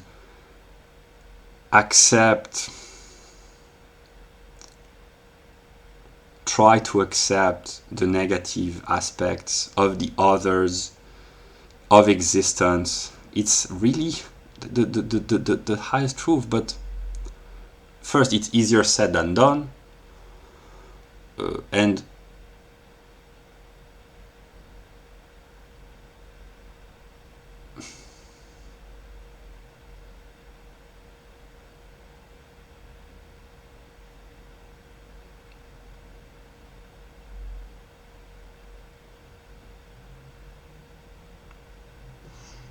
the message of the video was, from now on, and as long as I can publish video or speak publicly or even speak at all, when I have shared some documents, I will start talking the truth, which consists in trying to talk about the totality, basically.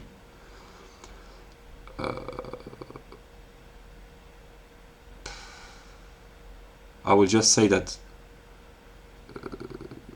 I don't know what is the root of all problems. I don't know if it's ontological or moral, in the sense that the misunderstanding, the cosmic misunderstanding, is it consciously done, or is it an ontological, I would not say an ontological failure, but an ontological flaw or problem? I don't know. I genuinely don't know. I cannot, the more I learn about God or think I do about God, I cannot believe that the world just randomly emerged. I no longer believe that it randomly emerged out of cosmology or Darwinian evolution or whatever, but I do not believe that it has randomly emerged out of God's mind. So I believe, maybe I'm deluding myself, that the world has been consciously created.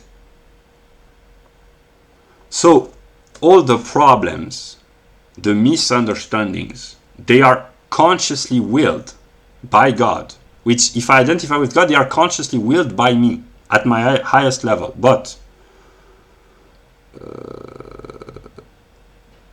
here's all the difficulty of the philosophy of Hegel, namely that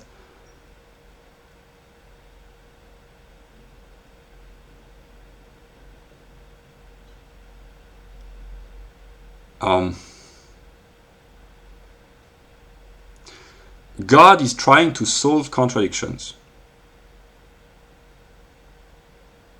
That's the story of Hegel's philosophy. But how can an attempt to solve contradictions produce such a complex world? And at some moments, over the past few months, where I have started to believe that actually I was maybe important empirically, because I have stumbled upon songs, mostly, or videos, and I said to myself, but it looks so much like me. If I had talent to produce something, I would probably produce this or that, and I can list many things. I won't do that now, but this is why I am genuinely conflicted epistemologically, to speak like a philosopher. And I don't know, am I allowed to say that I don't understand? Because am I manipulating myself, or am I genuinely ignorant? Because I know that there is a God who knows everything. Somewhere, at some moment, and this entity knows that in my psychological and emotional self, in my flesh, one might say, I genuinely, maybe it's high level speculative deception, whatever, but sometimes I genuinely feel lost, and I genuinely do not understand some fundamental questions about it. I don't understand. And a part of me knows that I am frustrated by what I don't understand. So in a way, I would like to understand, but then I think about original sin, the Christian sin, the will to understand, the will to know. That's a sin. That was a mistake. I should have remained dumb. So there's the conflict. So in a way, I'm conflicted with the will to be stupid, because my a part of my Christian self, maybe the whole of me is Christian. A part of me.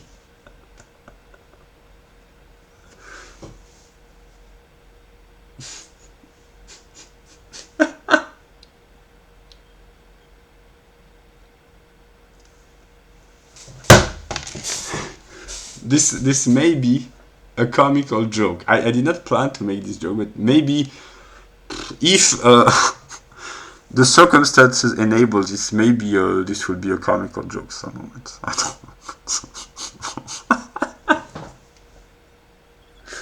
know. This is what being me implies. Having this is what I experience every day. And I do not burst into laughter every day, but I have this sudden burst of it can take the form of anxiety and serious emotional problem, like really what in psychology we call a mental breakdown. And as long as I can, I will try to keep the mental breakdowns for myself, not to make them public on the internet. Because I think I have the belief that it would be bad for others and for me. And I have the belief, as of now, that as long as I can speak rather calmly, peacefully, as long as I can share light, be peaceful, I don't know how long it will last. Maybe a few days, maybe a few weeks, I don't know. But my decision is to try to be me, but being me implies, that's sollen, as Hegel would say. Being is not just being. Being is the process of becoming.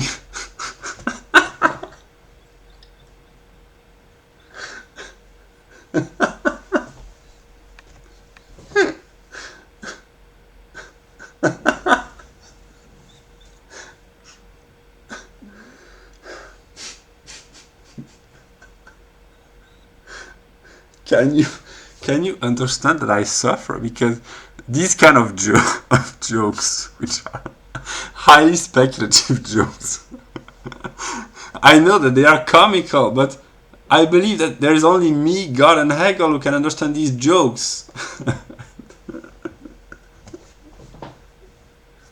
And maybe Slavoj Zizek.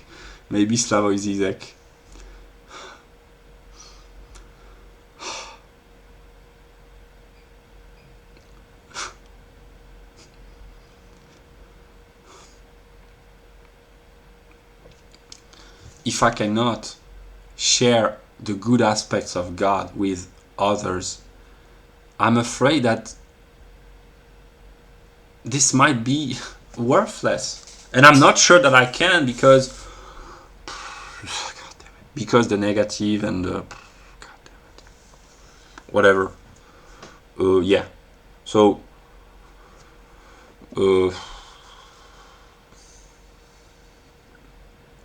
if I wanted to be serious while being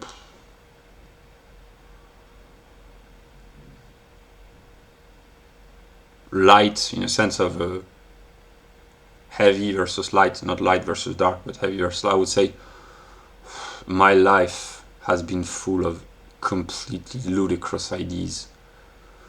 The idea that I might talk about my life is one of the ludicrous ideas. The idea that I might say something which eventually might interest people. The idea that I will have to teach. Actually, I have nothing to teach because I am myself a student of Hegel and a student of life, I guess. That's why people, I anticipate, maybe someday, but why didn't you speak earlier? Why didn't you? Maybe they will say that, maybe they won't, I don't know. But if they ask, why didn't you talk to us earlier? Why did you take so much time to express yourself clearly? I will say, if I'm in a position to speak with a more or less rational, I will say, but I have nothing to teach because I keep making errors. On a conscious level, if I look back on most of my decisions, I see failure almost everywhere. And here is maybe, if a truth is some sort of a poetic in a good sense, the two truths to which, there are a few others, but the most important is my teenage romance when I was 15, and my Christian decision 3 years ago of sharing my knowledge and hurting myself, which implies that now I am limited physically. I already was, but even more. So I really literally have no other resources than my ability to think and to act for good, because when you think, you discover that if you act, you have to act for good. You think, you know, you have the knowledge of good and evil, but if you think thoroughly, you have to know that, okay, once you know about good and evil, you have to try to do good. That's the purpose. That's the most difficult thing, but that's also the purpose. Yeah. And being good is very difficult. But it starts with, I will talk like a wise person. Start with little steps. The idea that I might try to share some wisdom is so ludicrous. But here I will talk seriously. I am not in a position to do good because I suffer from so many problems. My conscious decision is, I will try by doing the little good things that I think are good. And some of the things that I think are good is, first, in every video that I will post from now on, I will share my name, my address, my location, and I do not consciously plan to move as long as the circumstances do not make me move. I will stay where I am. So that's one of the decisions that I have taken, and maybe I'm deluding myself, because if you have listened to the video for now 3.5 hours, you will have noticed that my psychological functioning is that I cling to an idea and I go to the full logical conclusion, whatever happens. Eventually at some moment, okay, maybe the first idea was wrong, but eventually maybe at some moment I will discover that maybe the first idea was right. I don't know at this moment, but this is how I function. And the way I have functioned has brought me a lot of trouble. So I am tormented between the idea of, maybe I have to stop acting the way as I have always acted, But acting the way I act implies a part of me to try to be honest, at some level. And yeah, whatever. The two decisions that I've taken. First, I will dox myself. I already have, but I will keep doxing myself as long as I can, as long as I no longer have to, basically.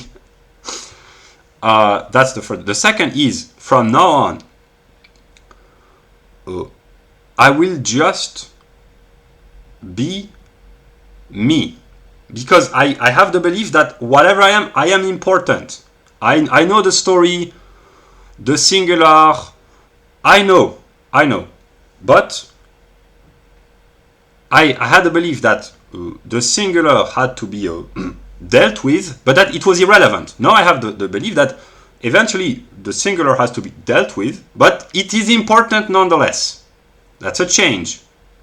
That's probably, at some logical level, that's probably Aufhebung. I will not reflect back on this, but probably there's Aufhebung, like you believe you are important, you believe you are worthless, and the third moment is that you know that you are worthless, but you are nonetheless important. That's what the naive Hegelian scholar called a synthesis, but actually in Hegelian language it's abstract negation concrete. That the concrete truth that I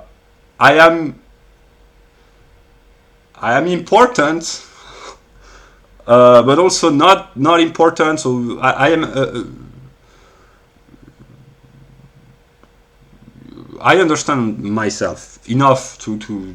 I will not go into detail, but I understand that I will be what I am because I realize that. I realized first that actually people might find that what I have to say interesting, and here, okay, I will talk just a little bit because being what I am implies trying to put order in my thought, to rationalize everything, to classify everything. This is how I am as an empirical individual. I have always done this. I don't know where it comes from, but I have this tendency in me when I just try to be me as an empirical level, as an empirical individual on an empirical level. I try to order and classify everything. I have this obsession. Maybe it's unhealthy, but I want to classify, order, structure, rationalize everything empirically. In this way, I'm like Hegel, but Hegel is more smarter, is way smarter, but I don't need to try to imitate Hegel because with my limited capability, that's what I spontaneously do, to try to order, rationalize, classify everything. And yeah, what I want to do is that over the past 10 days or so, I have been classifying everything to try to structure my knowledge. And I have classified my library in which I live. As of now, there are approximately 1,370 books, approximately 1,370 books in my library. And here's the connection between my highest ideas and my empirical life. Officially, I am 30 years old. Since 2009, with the exception of a couple of years here and there, I have lived completely isolated from the external world and accumulating knowledge. And I have realized through a mixture of empirical investigation, I mean, it was not done consciously, but actually from a philosophical standpoint, that was a scientific method, namely to go talk with people. That's not how I consciously planned this, but it was an empirical experience of the world, namely to talk with ordinary people and to realize that maybe if no one has ever thought that what I had to say was interesting, was not because I lack intelligence or that what I say is intellectually uninteresting. Maybe it's because it's simply unintelligible because I have traveled so far, maybe so fast and so slow. I don't know if I'm very slow or very fast, but I have traveled so far that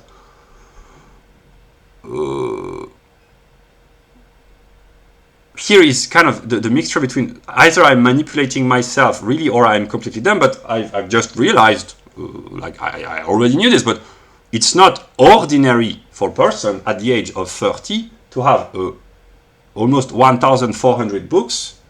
I haven't read all of them, of course. It's chronologically impossible. It's physically impossible. I mean, there's not enough time to read all of them. But this tendency to accumulate books and I do not read them completely, but I just browse through them just to extract some of the most interesting ideas, and to order everything, to have books on almost every topic imaginable. It's not ordinary. And I cannot understand. I mean, it has taken me a lot of time because of my empirical life, because I have not been in connection with the ordinary world. So, if I had to conclude, I would say that I have come to the realization that in a way, a part of me is completely dumb, but actually a part of me is really more intelligent than a lot of people on a theoretical level. I'm not talking about the way to handle your life in a practical sense, but on a purely theoretical level, I have understood. No, I am sure of this idea now. I'm sure that what I have to say eventually will become interesting. But if I had to be honest, I still doubt myself, because most of my ideas, I just borrowed my ideas from Hegel. But then something happened recently. I reread some of my past writings of 2018, 4.5 years ago, when I was just discovering Hegel, whatever Hegel is, the writings of Hegel. And I reread what I wrote. And I tend to be very critical and harshly critical of myself on all levels, but on levels that I think are important, namely on an intellectual level. And I have... okay, I will keep talking just a little, because it's important for me.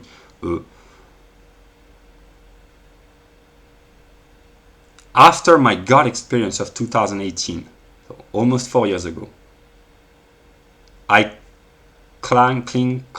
held the belief, I held tight the belief that I was ignorant and that somehow Hegel knew. So I said to myself, everything that I have thought, said, experienced is intellectually worthless because it's not on the level of Hegel. And then that's my teenage psychological self, unconsciously, who tries to imitate the hero.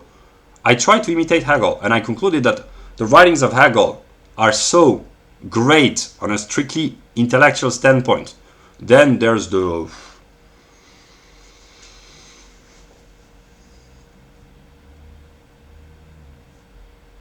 reality. On an abstract standpoint, it's logical perfection, almost logical perfection. The Wissenschaft probably is logical perfection. But then perfection, it implies within itself the negation of itself. That's an idea that you find in Hegel, but you find maybe in truth, I don't know. But it's on an intellectual level, whatever I say against Hegel, the science of logic, I wouldn't say that's a work of art, because it's not art. It's simply it's as close as you can get to intellectual perfection. In this sense, whatever I have said, say, or will say against Hegel, but I think Hegel is strong enough to handle himself. I can. I'm not worried for Hegel because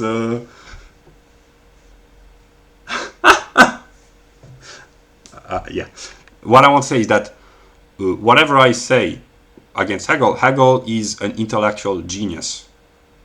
I don't know really what Hegel is, but whatever Hegel is, this is intellectual genius. It's beyond genius.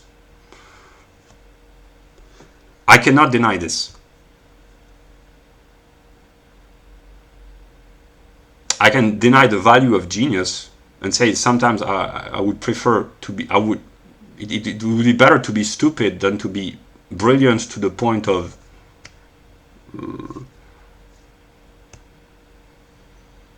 whatever, but I cannot deny that the purely intellectual aspect, whatever, if it's read the mind of God, if it's the mind of Hegel. I don't know what this is, but this is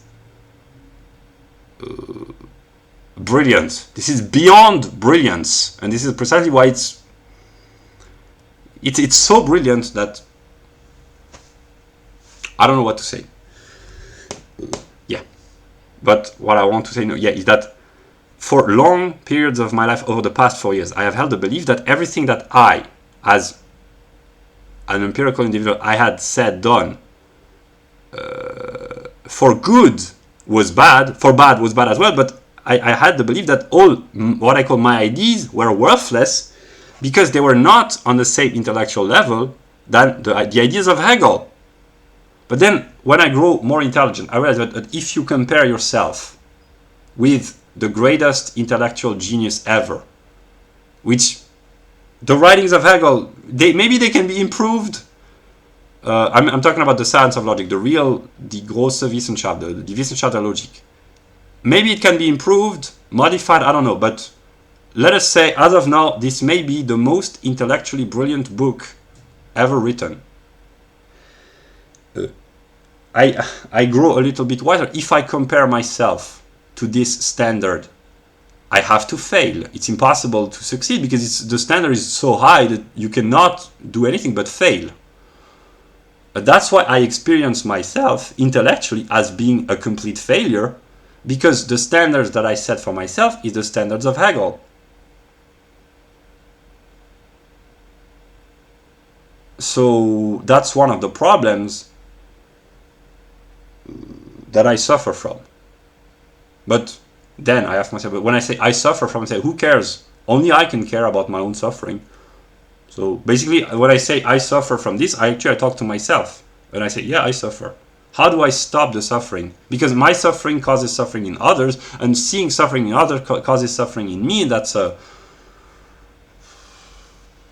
cycle that I hope I can heal.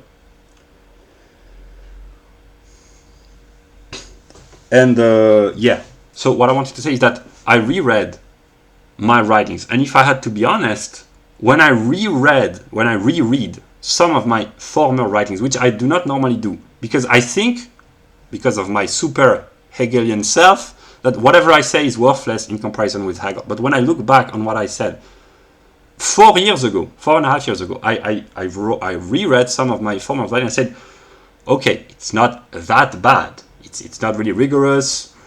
It's not really formally serious. But if I am an individual, that's what I thought. If I'm just a dumb idiot with an IQ of 131 with no education, given this limitation, it's not that bad. It may actually be quite good. And actually, I have the intention of using my own writings to enlighten others and myself, because I am starting to believe that actually I may be important. But I am smart enough to understand that if I try to negate Hegel, to say, thank you for the advice, no, I will get rid of you. You can't do that with Hegel. He will find a way to come back somehow. So I'm in a position where I am trying to get rid of Hegel while knowing that if I do, Hegel will come back at me. So I am trying to get rid of him while knowing that it's not really possible.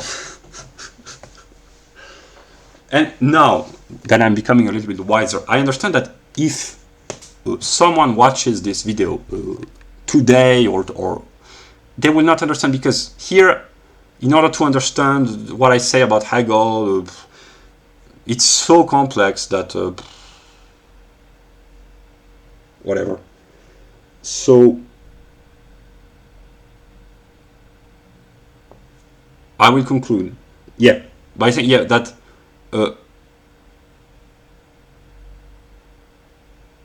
I know that what I call cultural Hegelianism, not this channel, but the idea, namely the totality of being becoming conscious of itself, basically.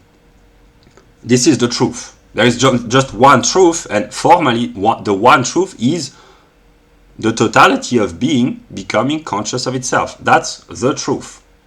You have being, consciousness, and totality. That is the truth.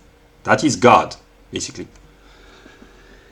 So the question I asked myself, I thought when I tried to find value in me, I say, okay, I have done very stupid things in my life on a moral level, but on an intellectual level, I haven't achieved anything. But the idea of cultural Hegelianism, it doesn't seem to be all that bad. I mean, it seems so simple that I'm amazed that no one thought about this before, but just to use modern pop culture to share speculative metaphysical truth, that's one way of defining, it seems like a great idea. So I still wondered before I had my revelation, why has it failed up until now? Because I see cultural Hegelians, not everywhere, but people of broadly my generation, between 25 and 35, they are spontaneously culturally Hegelian, namely people who produce content on the internet, they use cultural references to spread philosophical ideas. That's really the dumb definition of what cultural Hegelianism was supposed to be and still is supposed to be. To use pop culture to share philosophical truth, which is actually religious. That's the unity of philosophy, religion, and art. Simplified. Yeah, I understood last week that I just will, as long as I can, I will just be me. I will publish more and more videos as long as I can, longer videos, but being me over the past few months implies listening to music, dancing, not out of joy, but to sometimes have outbursts of insanity, but while at the same time trying to remain serious as it can possibly be. And I know enough about the human psyche and the way the internet functions that if you start to behave like a clown, people will watch your videos, basically. And I try to delude myself by saying I don't want to turn into a clown. And I also know, I anticipate there are pretty frightening and terrifying clowns. Modern pop culture is an illustration of frightening clowns. Horror movies, the Joker in The Dark Knight, etc. I know that. So I would like to turn into a funny clown as long as I can. But I understand that I just have to make one video or a few videos where I'm just myself and people will watch my videos out of sheer curiosity. But my purpose is not to entertain people so that they can say, oh, this is an insane person. No, it's to produce rigorous intellectual content. And when I made the list of my library, and when I realized that I have almost 1,400 books, I will publish my library. And when people see what is in my library, they will say, okay, maybe he knows what he's talking about. I mean, at some level, I don't know. At some level, I'm still completely ignorant. But people, maybe, because I have realized, maybe when they realize what I know, they will understand, okay, maybe we should listen to him.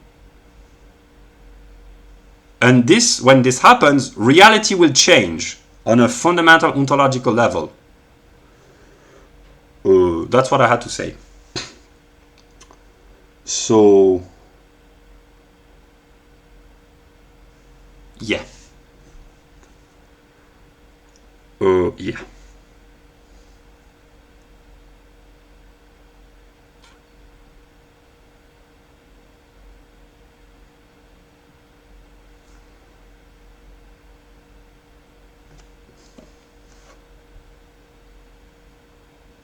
As of now, 29th of July 2022, it's 10:30 a.m. I have been reflecting back upon my life. I don't know what to think, because I don't know who I is, not who I am, but who I is, who is the self that is living in me. And it's not schizophrenia. Psychologically, it's schizophrenia. Philosophically, it's just philosophy, basically. Namely, the idea that the transcendental self, etc. But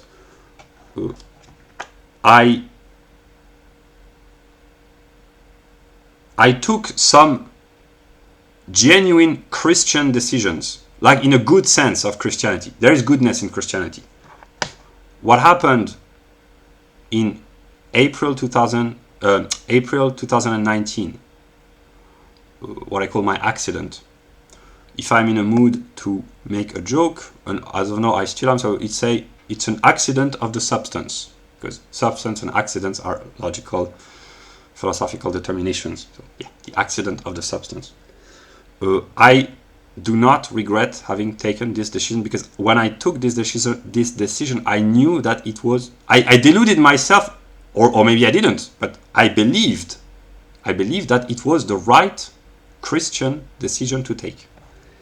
When I published the introductory video of this channel on the day of my birthday, I believed I knew that it was the right decision on a Christian sense, the right decision to take. And I will, as long as this channel exists, I will not change the introductory video. Maybe I will make another channel with another introductory video, or maybe I won't, I don't know, but I had taken the decision because when I took this decision, it was the 16th of May, 4 years after my conversion to Christianity, I knew that I was doing the right decision given the current circumstances. And the last video that I published before this one, called My Truth, when I published this video, I knew that it was the right decision. So there are 3 Christian decisions that I took. 2019, the revelation, my identity as I understood this on the 16th of May, and the last video, My Truth. And from now on, I will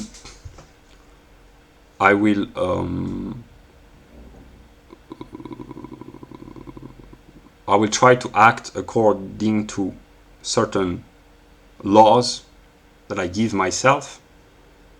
I will dox myself in every video that I publish, as long as I publish video. I will be me. Because one of the way of thinking is that whatever I am, if I am doing what God wants, that's good. And if I'm opposing the will of God, God will correct me. And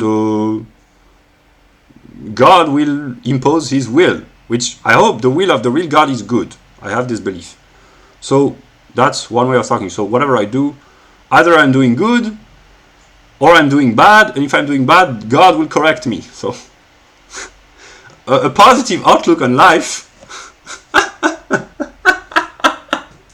I never expected that the negative would once say, let's have a positive outlook on life. But yeah, I would say it seems completely dumb, but actually it's serious, is that I do what I think is right. If what I think is right really is right, then I'm doing the right thing. If I'm deluding myself, or if I'm too weak to follow my own standards, God will correct me.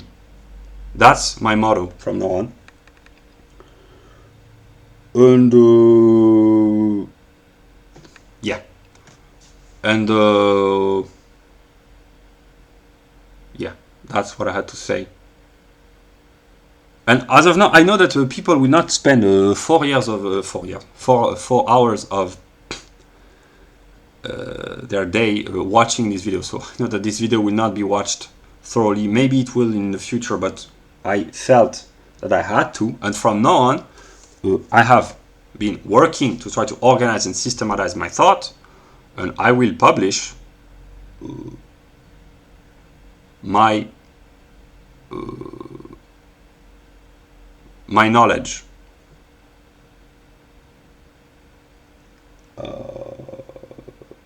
Because I know enough about Hegel that it's not enough to say the truth, because first the truth, you have to know the truth to say the truth, but also, even if you know the truth, or even if you think you know, you have to speak the truth in the form of the truth, and as Hegel would say, the truth is the whole, the totality, so it's not enough to say the truth, you have to show the totality becoming conscious of itself, and only this is the truth. That's what I want to do, and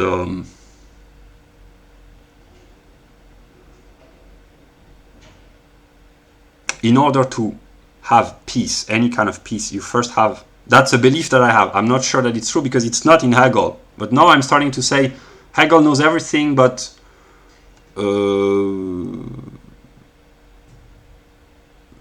maybe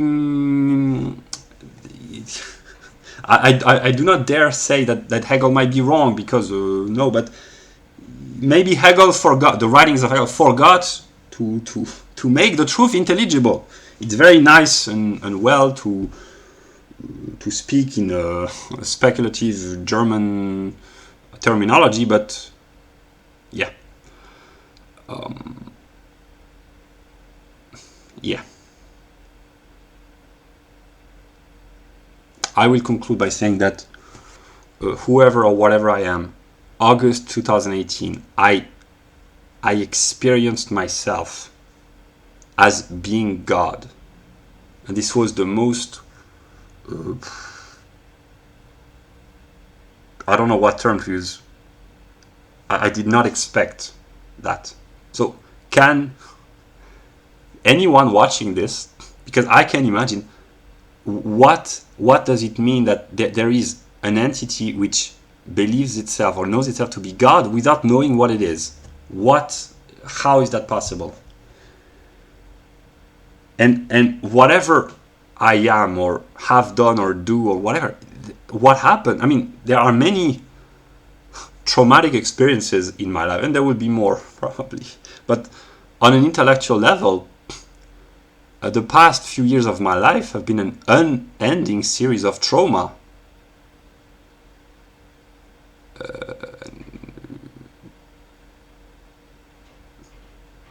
I will end on a poetic note, because I already think this, and I even wrote this. Now I will speak directly, that the greatest trauma that I have ever experienced was being in love at the age of 15 years old. This was somehow the greatest trauma.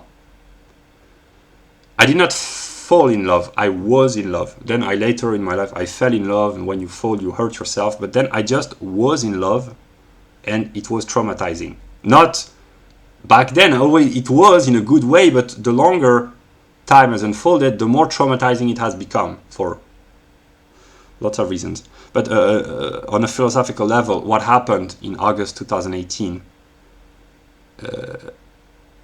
that's a trauma that I cannot recover from completely. To say, I am God, and I don't know who I am or what I am. I don't know what I am doing here. I don't understand reality. I experience myself as being an ignorant, stupid individual. I knew when it happened 4 years ago that I would never recover, basically. If I try to heal myself, not recover completely, so I still have the hope that I can partly recover. At least temporarily, I don't know. But yeah, something happened in August 2018. No, it's almost 4 years later.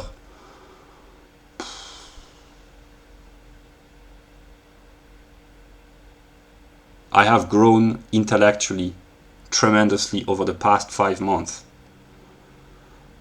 Now I have reached a point where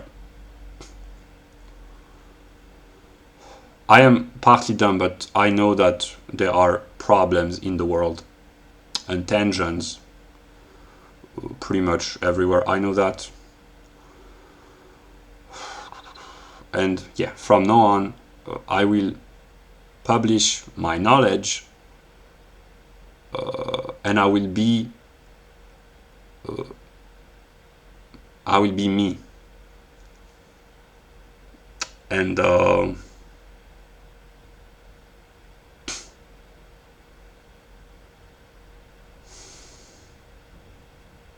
I've discovered that there's a lot of darkness in me,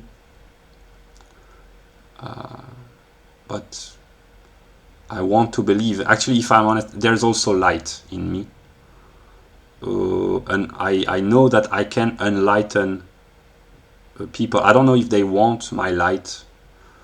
They probably don't want my darkness. I can understand that.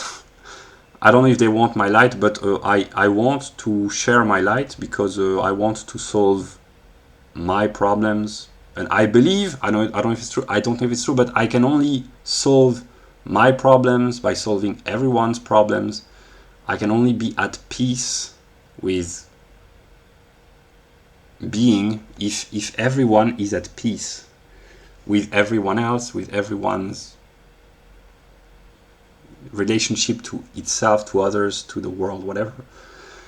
And yeah.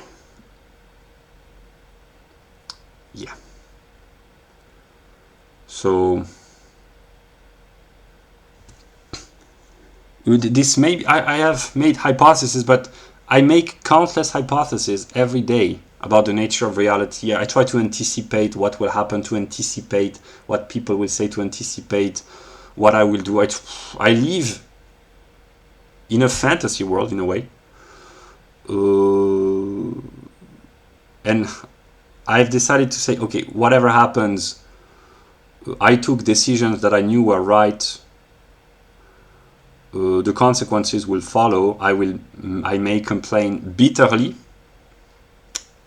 I will try to complain. If I have to complain, I will complain probably bitterly, not resentfully or angry. I will try to be just bitter, not resentful, not angry against others who do not deserve to be bullied or antagonized, because they really don't. I will try to be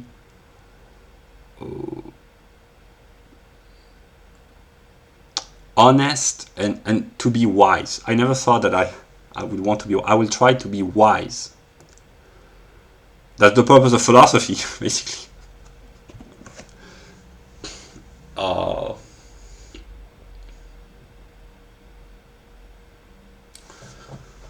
I will take risks, not because I want to be a maverick, a wild maverick. Is that how you call this?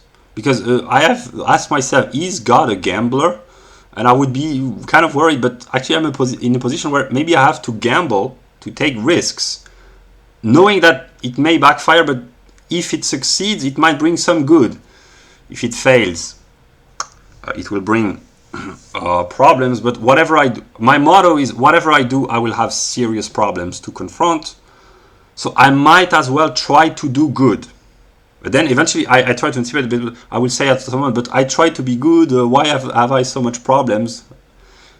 I know why I have so much problems. But my motto is, I will try to be, I wouldn't say good, but to share light as long as I can, to share light. I will improvise because I had the belief, okay, it's more 4 hours now. I've had the belief that I had to systematize everything, that I should not. So first, 2019, I had the belief, all I had to say is, I am the negative, read Hegel, everything is going to be all right.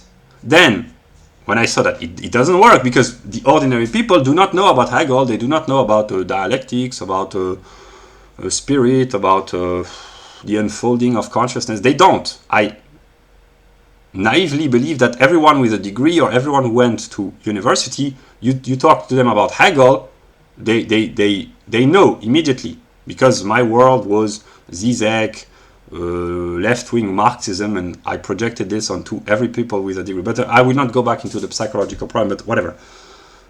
So 2019, I believe that if I say my truth and just say read Hegel, people will do that. They don't. I still believe partly that at the beginning of my channel, and as I've seen it hasn't worked, I have held the belief that I have to improve intellectually. That's what I have been doing. But then I realized it's not a lack of intellectual complexity that prevents people from watching my video. Maybe it's an excess of intellectual complexity.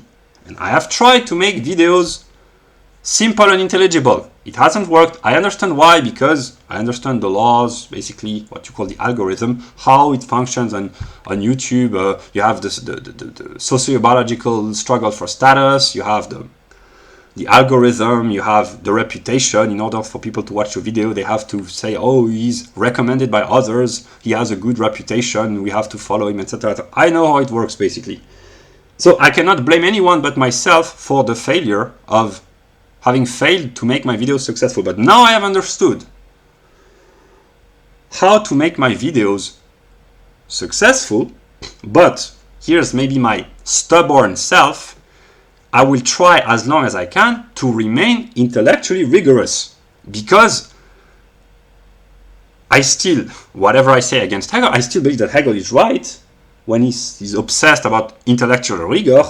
I will try to be intellectually rigorous as long as I can. And this video is an example of what intellectual rigor is not, because I've been talking randomly without planning. And I know that people will not watch a 4 hours long video, but I know, because I look at YouTube statistics, people, that's what they expect. They want you to be yourself. Oh, just be yourself. Be honest. Do not try to mystify us with with logic. And here I am in a mood to laugh. At some moment, I may really believe that I am God, because I understand human beings so well that somehow, maybe someday, humans will say, but you understand us so well. Who are you? Maybe if I'm in a mood to laugh, I would say, God only knows.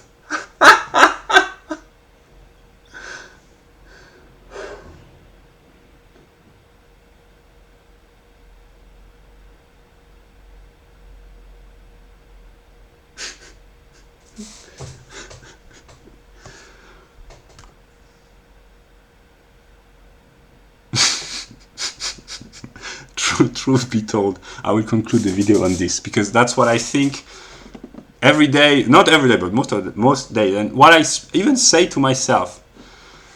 I love God passionately. Passion is problematic. No, seriously, I love God, but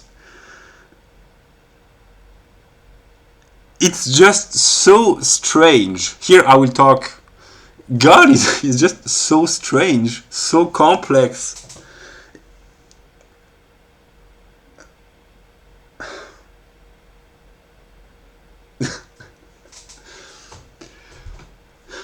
I love God, but this is so difficult. So difficult.